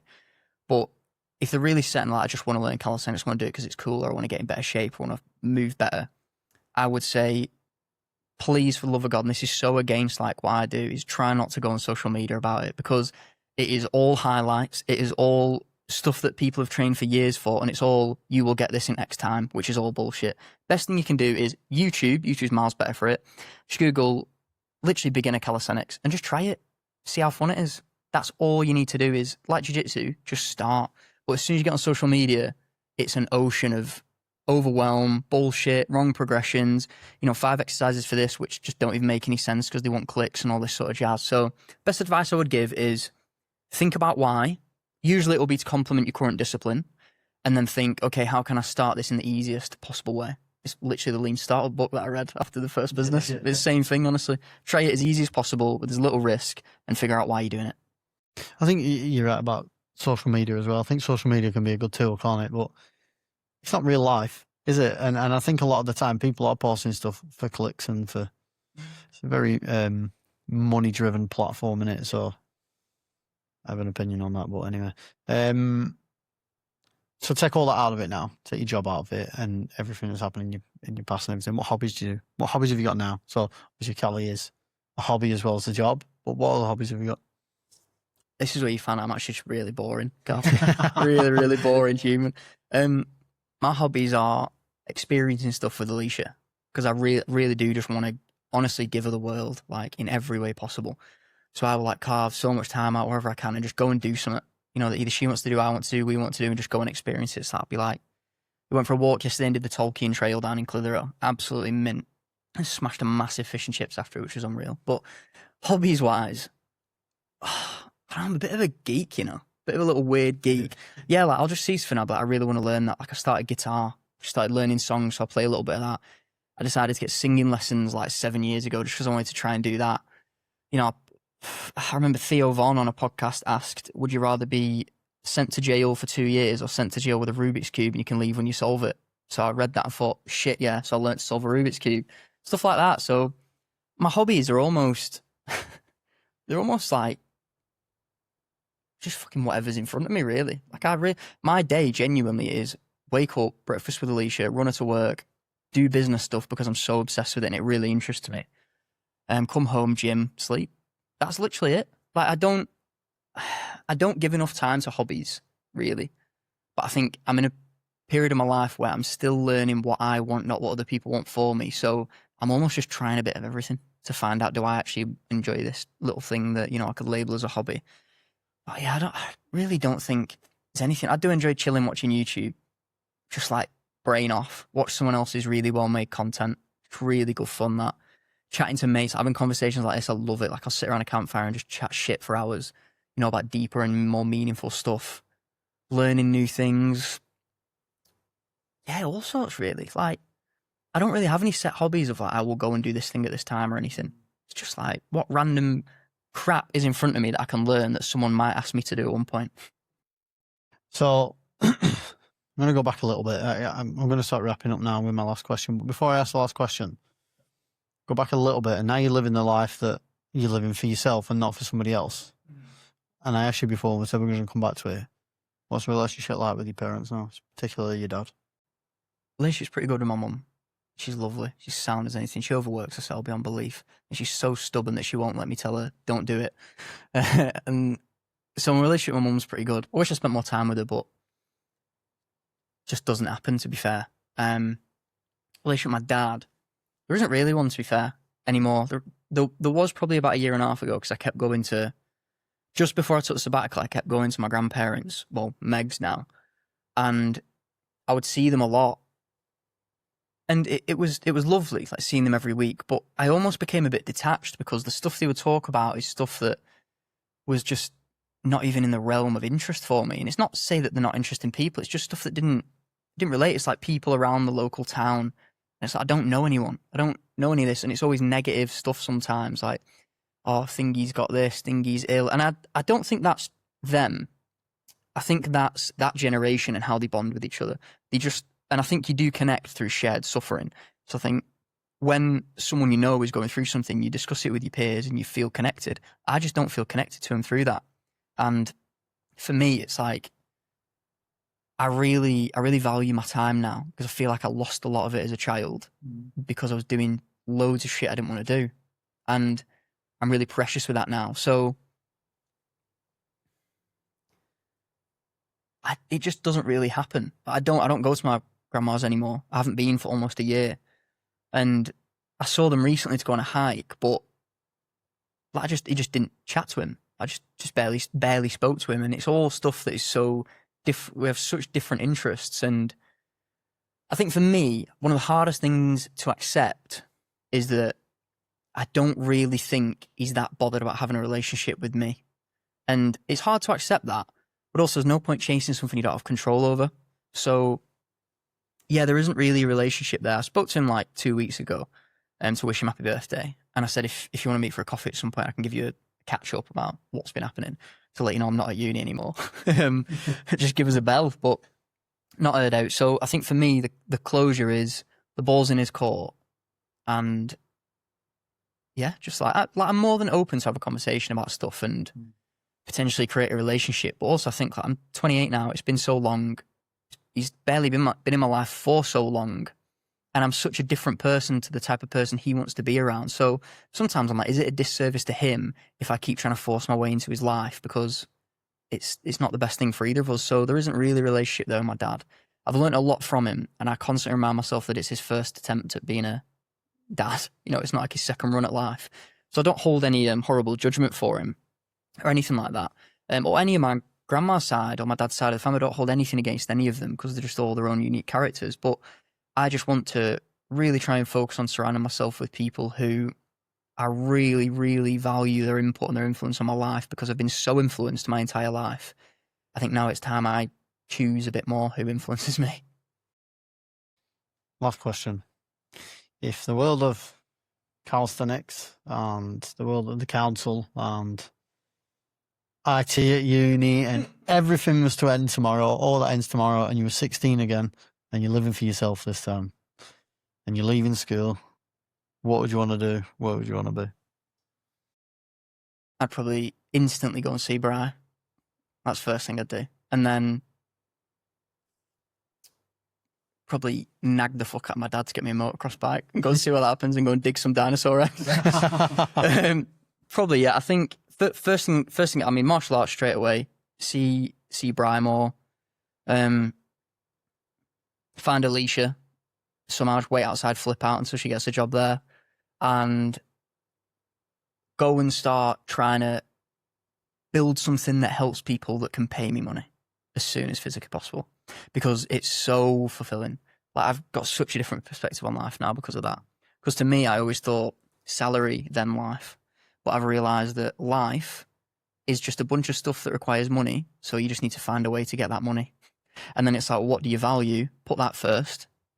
Recipe for winning, innit, really? So for me, it's like, how can I do something that makes me not want to die and makes me want to enjoy it? Well, makes me enjoy my life, that actually adds impact that I can experience, that allows me to fund the life that I want to create for me and Alicia. That's all I care about right now. So if I was 16, see Bri more, start martial arts sooner, do breakdancing lessons, and go and try and create something. Go and just be a little entrepreneur, selling crayons or something in school. Probably that. Class, mate. Good way to end. And that's it, is it? Last thing, really. Where can people find you? People want to reach out to you about Cali or want to follow you, your page. Mm-hmm. Where can they find you? You can find me fucking throwing myself around any pull-up bar in the local area, upside down. And then on any social media, it's at Whitty Cali.